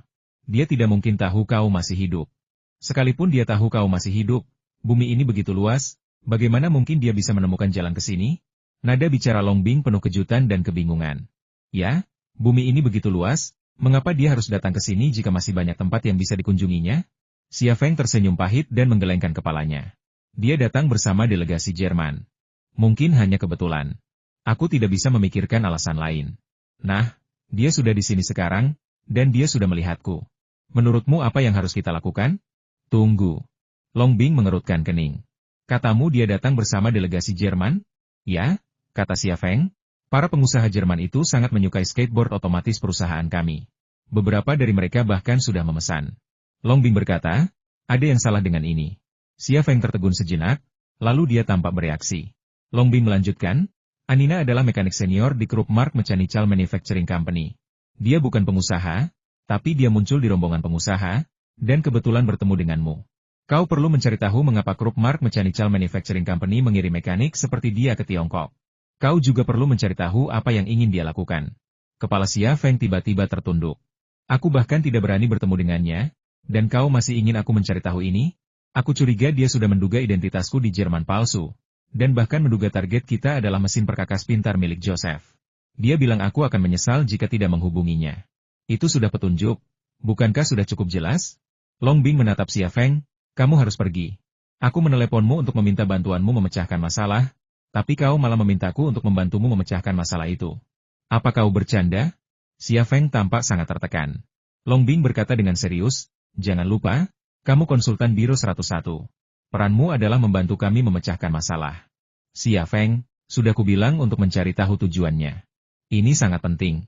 Kau perlu menyelidiki apakah kunjungannya ke Tiongkok kali ini atas izin pemerintah Jerman. Jika dia ke sini untuk menyelidiki insiden sebelumnya, kita harus siap merespons terlebih dahulu. Jika dia tidak atas izin pemerintah Jerman dan hanya perwakilan bisnis yang dikirim oleh grup Mark Machinery Manufacturing Company, maka kau harus menenangkannya, membujuknya, dan memenuhi semua tuntutannya. Memenuhi semua tuntutannya? Xia Feng tiba-tiba teringat bagaimana Anina bersusah payah selingkuh dari Laura. Jika dia memenuhi semua tuntutannya, bukankah dia harus memberikannya jika dia menginginkannya? Ya, penuhi semua tuntutannya. Kamu bisa memberinya uang, dan biro akan menggantinya nanti. Selama dia bersedia menerima uang itu, semuanya akan mudah. Jika dia mau, Xia Feng tidak bisa berkata apa-apa. Long Bing berkata, jika dia menginginkanmu, maka aku katakan, aku tidak perlu mengajarimu hal semacam ini, kan? Dahi Xia Feng sudah dipenuhi keringat. Saat itu, wajah Liang Xiao muncul di benaknya, menatapnya tajam. Long Bing seolah bisa membaca pikiran Xia Feng. Kau tak perlu memikirkan perasaan Liang Xiao. Ini menyangkut kepentingan negara. Demi kepentingan nasional, cintamu tak perlu dibicarakan. Lagi pula, Liang Xiao hanyalah pacarmu, bukan istri sahmu. Bahkan jika kau melakukan itu pada Anina, itu bukan masalah besar. Jangan khawatir, aku akan merahasiakannya untukmu. Xia Feng menatapnya tanpa berkata-kata. Dari nadanya, mengapa dia terdengar agak sombong? Ingat juga apa yang kukatakan tentang mata-mata itu?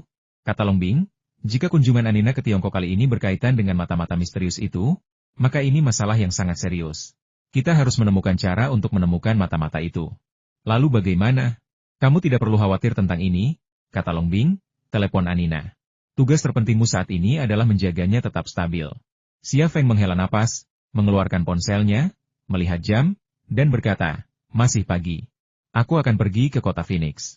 Aku sudah berjanji pada Shen Tianyin untuk mengunjungi ayahnya. Setelah mengunjungi Shen Turen, aku akan pergi menemui Anina. Kau, Long Bing tersenyum pahit, kau benar-benar orang yang sibuk. Apa kau tidak lelah? Xia Feng memutar matanya ke arahnya dan berkata, bawa aku ke tempat parkir.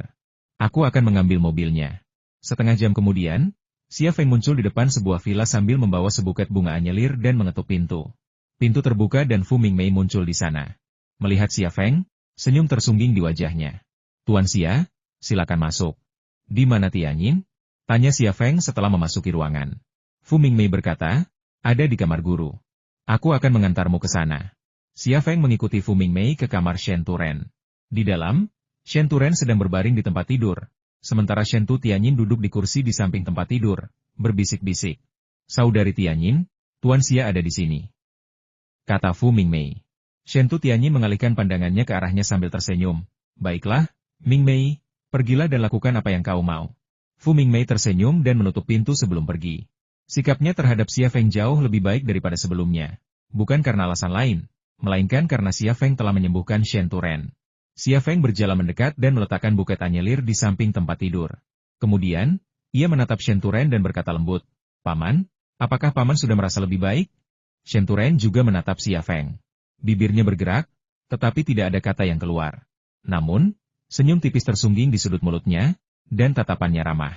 Shen Tianyin berkata, "Ayah saya kadang-kadang masih bisa berbicara sepatah kata pun, dan kondisinya semakin membaik dari hari ke hari." Xia Feng tersenyum dan berkata, "Bagus. Jaga dirimu baik-baik dan pastikan kamu berolahraga. Olahraga adalah cara terbaik untuk meningkatkan fungsi kardiopulmonermu. Jika kamu punya waktu, bantu Paman menggerakkan lengan dan kakinya untuk melancarkan sirkulasi darahnya. Ini akan mempersingkat waktu yang dibutuhkannya untuk bangun dari tempat tidur." Shen Tianyin tersenyum pada Xia Feng dan berkata, "Aku sedang membantu ayahku merawat anggota tubuhnya. Paman Fu dan Ning Mei juga akan membantunya merawat anggota tubuhnya saat aku tidak ada." "Duduk." Sebuah suara tiba-tiba keluar dari mulut Shen Turen, sangat lemah dan serak. Shen Tianyin berkata dengan gembira, "Lihat, aku bilang ayahku sudah bisa bicara sepatah kata pun sekarang, dia memintamu untuk duduk, silakan duduk." Xia Feng duduk di samping tempat tidur dan berkata sambil tersenyum, "Paman, sama-sama." Shen Turen ingin mengatakan sesuatu, tetapi kali ini dia gagal. Shen Tianyin berkata, "Ayahku tahu bahwa kau telah menyembuhkannya dan selalu ingin bertemu denganmu. Jika dia bisa berbicara dengan normal, dia pasti ingin mengungkapkan rasa terima kasihnya kepadamu." Xia Feng membangunkan Shen Turen yang telah lumpuh selama 3 tahun. Ini adalah anugerah yang menyelamatkan jiwa, dan wajar saja jika Shen Turen berterima kasih kepada Xia Feng. "Kenapa kamu begitu sopan? Paman, aku akan memijatmu." Xia Feng mulai memijat kaki Shen Turen. Ia bisa melihat titik-titik akupunktur dan meridian, dan ia merasakan energi internal. Pijatannya sangat bermanfaat bagi kesehatan Shen Turen. Setelah beberapa menit dipijat, wajah Shen Turen menjadi lebih kemerahan dan dia tampak jauh lebih baik dari sebelumnya. Setelah pijat, Xia Feng menggunakan jarum perak untuk memberikan akupunktur pada Shen Turen. Lebih dari setengah jam telah berlalu saat pijat dan akupunktur selesai. "Tetaplah." Kondisi Shen Turen membaik pesat. "Makan." "Ah," kata Shen Tianyin dengan gembira. "Ayahku mengucapkan 4 kata. Lei, kau benar-benar dokter ajaib." Xia Feng tersenyum dan berkata, "Saya bukan dokter ajaib. Saya hanya tahu sedikit tentang akupunktur." Shen Tianyin berkata, "Rumah sakit dan dokter terbaik di dunia tidak bisa menyembuhkan ayahku. Tapi kau bisa, jadi jangan terlalu rendah hati. Aku tahu betapa hebatnya dirimu.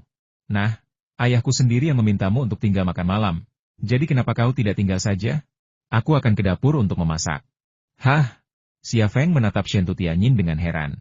"Kau mau ke dapur untuk memasak?" Bibir Shen Tianyin sedikit melengkung. "Kenapa? Di matamu, aku ini tipe wanita yang bahkan tidak bisa memasak?" "Bukan, cuma..." Xia Feng ingin mengatakan sesuatu, tapi tak bisa. Ia sebenarnya tak terpikir untuk makan malam di sini, tapi Shen Turen sendiri yang memintanya untuk tinggal, dan Shen Tianyin bahkan memasak untuknya. Kalau ia menolak, rasanya agak tak masuk akal. Tapi kalau ia tinggal, bagaimana dengan Anina? Mungkinkah Anina saat ini sedang berada di kamar hotel sambil menatap ponselnya, menunggu panggilan dari Lukas? Shen Tianyin menyadari keraguan Xia Feng, dan tentu saja teringat wanita lain. Ia berkata dengan sedikit kesal, "Bagaimana kalau kau telepon Nona Liang? Kalau dia tidak setuju, aku akan bilang padanya." Wajah Xia Feng langsung memerah. "Aku sudah dewasa. Apa aku masih perlu melaporkan tempat makanku? Biar aku bantu. Ayo kita ke dapur bersama." "Oke, aku ingin menunjukkan keahlian memasakku." Senyum muncul di wajah Shen Tianyin. Di dapur, Xia Feng mencuci sayuran dan beras, sementara Shen Tianyin memasak. Xia Feng belum pernah membayangkan Shen Tianyin memasak sebelumnya. Tetapi kali ini ia melihatnya dengan mata kepalanya sendiri. Ia adalah seorang wanita yang sangat cantik, dingin dan mulia, bagaikan peri yang tak tersentuh dunia fana. Namun, begitu ia mengenakan celemek, ia benar-benar memancarkan aura seorang ibu rumah tangga, memberikan kesan hangat dan manis. Xia Feng tertegun beberapa kali saat melihat ratu mengenakan celemek. Semangkuk daging babi suwir dimasukkan ke dalam panci, dan minyak rapeseet yang mendidih memercik. Beberapa tetes memercik ke tangan Shen Tianyin. Ia langsung menjerit kesakitan dan menutupi tangannya untuk menghindarinya. Xia Feng segera menghampiri dan mematikan gas, lalu meraih tangannya dan berkata, "Coba kulihat apakah ada yang terluka." Shen Tianyin menatap Xia Feng dengan tenang, membiarkan dia memegang tangan lembutnya. Xia Feng menarik Shen Tianyin ke wastafel dan mencuci tangannya dengan air dingin. Kemudian, ia mengoleskan sedikit minyak rapeseet ke area yang terbakar dan menenangkannya. "Tidak apa-apa. Ini hanya luka bakar ringan.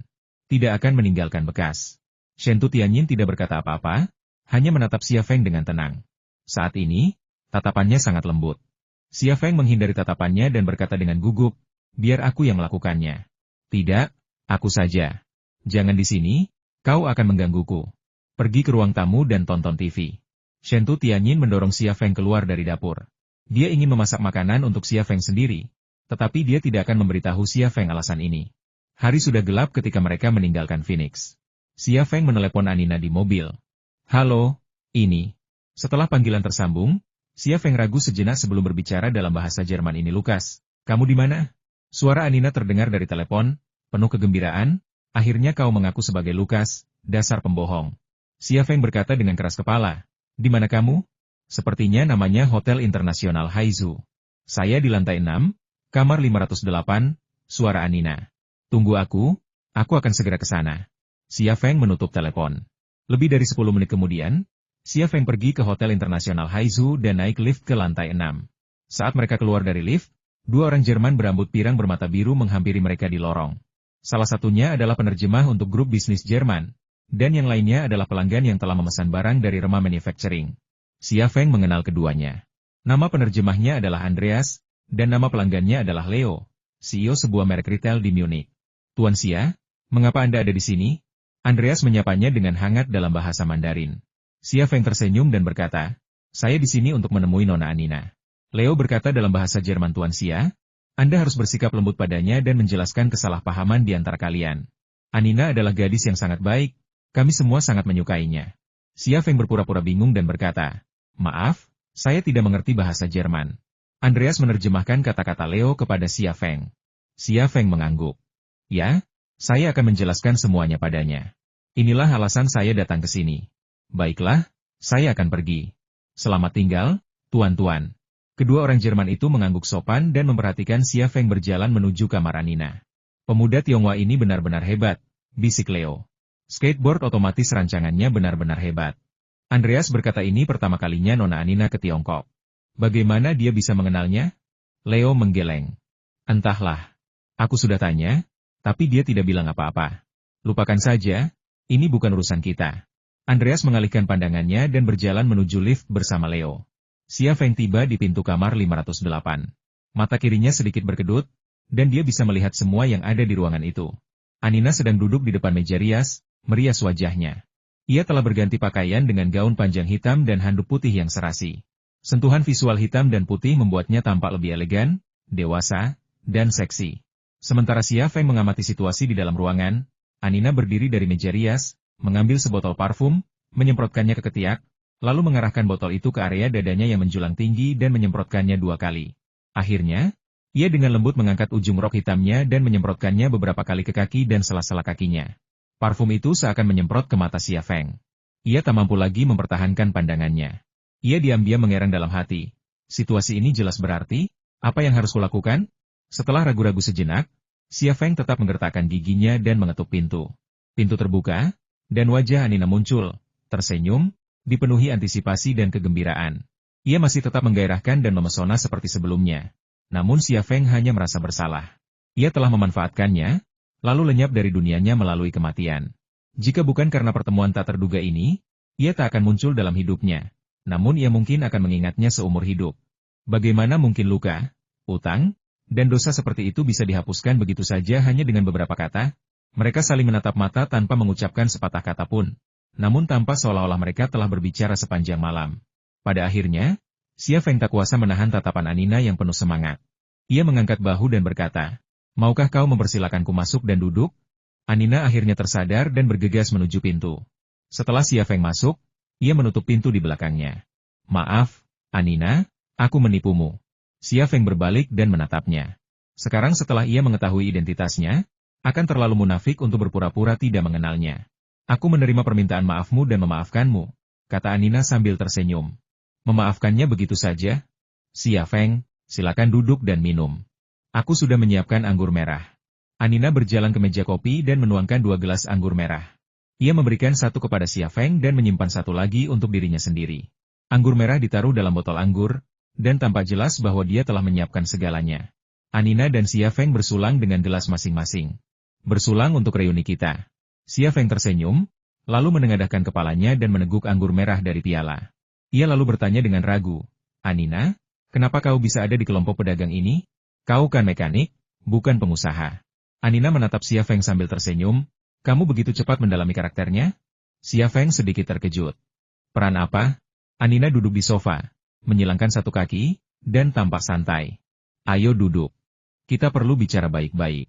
Xia Feng dengan berani duduk di sebelahnya. "Katakan padaku, kenapa kau ada di kelompok pedagang ini? Mengapa kamu ingin tahu hal ini?" Xia Feng mencibir. Aku hanya bertanya dengan santai. Cuma nanya." Anina menatap Xia Feng tajam. "Kau mata-mata." Senyum Xia Feng membeku. Dia bukan mata-mata, tetapi ketika dia pergi ke Jerman, dia bertingkah seperti mata-mata. Anina kini memanggilnya mata-mata, dan dia terdiam. Dia telah membentuk kesimpulan awal dalam benaknya. Anina telah mengaitkannya dengan tempat paling berbahaya. "Kenapa? Kamu tidak mau mengakuinya?" Xia Feng berkata, "Kamu salah paham. Aku bukan mata-mata. Jangan berpura-pura. Aku tahu kenapa kamu bergabung dengan Krupp Mark Machinery Manufacturing Company. Kamu menjadi asistenku karena alasan itu." Xia Feng tersenyum pahit dan berkata, "Lalu menurutmu apa tujuanku?" Anina mendekatkan kepalanya ke pipi Xia Feng dan berbisik di telinganya, "Jangan menyangkal mesin cerdas milik Joseph. Itu akan menjadi penghinaan bagi kecerdasanku. Kau hanya mata-mata Tiongkok." Xia Feng berkata, "Kalau aku mata-mata, aku mungkin bisa membunuhmu dan menyelesaikan masalah ini. Tapi kau mengundangku ke kamarmu. Apa kau tidak takut?" "Hehe." Anina tertawa manis. "Aku tahu kau. Kau bukan orang jahat. Hari itu di bar motor, kau bisa saja menyelamatkanku. Tapi kau berhasil. Lagi pula, di hutan, kau bisa saja meninggalkanku dan kabur, tapi kau tidak melakukannya. Lagi pula, kau mengajariku cara menggunakan senjata dan menjadi mata-mataku saat aku membunuh para gangster bersenjata itu. Kalau kau menginginkan nyawaku, kau akan punya banyak kesempatan di Jerman, tapi kau tidak melakukannya. Kau tidak akan menyakitiku, kan?" Xia Feng terdiam. Ia akhirnya mengerti bahwa keterkaitan Anina dengannya sebagai mata-mata bukan sekadar tebakan, melainkan bukti nyata. Malam itu di hutan, ia bertindak sebagai mata-mata Anina dan menghabisi beberapa anggota geng. Sederhana saja bagaimana mungkin seorang mekanik biasa memiliki kemampuan seperti itu? Tetapi jika ia seorang mata-mata, maka itu mungkin saja. Mengaku padanya, tepat saat pikiran ini terlintas di benaknya, Xia Feng tiba-tiba merasa sedikit bingung. Ia berpikir, dia muncul tanpa alasan yang jelas. Aku sudah bertanya 2 kali kenapa dia ada di karavan seperti itu, tapi dia selalu menghindar. Pertanyaannya sederhana saja, kenapa dia tidak memberitahuku? Kebingungan kecil inilah yang membuatnya merasa lebih waspada. Mengaku pada Anina bukanlah masalah besar. Dari sudut pandang pribadi, dia mempercayainya. Namun, mengingat kepentingan negara, dia tidak bisa melakukan itu. Terlebih lagi, penampilan Anina tidak jelas. Jika dia sedang dieksploitasi atau diancam, pengakuan yang asal-asalan darinya bisa membuatnya mendapat masalah besar. Tanda kewaspadaan inilah yang menyebabkan mata kiri Xia Feng berkedut sedikit, dan ia mulai mengamati setiap sudut ruangan. Dalam waktu kurang dari 30 detik, ia menemukan kamera lubang jarum tersembunyi di dinding TV, yang menghadap ke arah dia dan Anina. "Memang ada masalah? Kenapa kamu diam saja?" Anina menatap tajam ke arah Xia Feng. "Sampai kapan kamu akan terus berbohong padaku?" "Aku." Xia Feng berpura-pura memikirkan apa yang harus dikatakan, tetapi mata kirinya terus mengamati situasi di ruangan itu. Tak lama kemudian, ia menemukan alat penyadap terpasang di bagian belakang lampu meja dan kamera lubang jarum terpasang di mural samping tempat tidur. Kamera lubang jarum itu menghadap ke tempat tidur. Jika ia dan Anina melakukan sesuatu di antara orang dewasa, kamera pengawas akan merekamnya dengan jelas. "Minum lagi. Kamu gugup sekali." Anina menuangkan segelas anggur lagi untuk Xia Feng. Anggur merah bisa membuat orang rileks. Xia Feng mengambil anggur itu, tetapi tidak meminumnya. Ia malah meletakkannya di meja kopi. "Baiklah, aku akan menceritakan semuanya padamu. Tapi kau tidak boleh memberitahu siapapun. Berjanjilah padaku."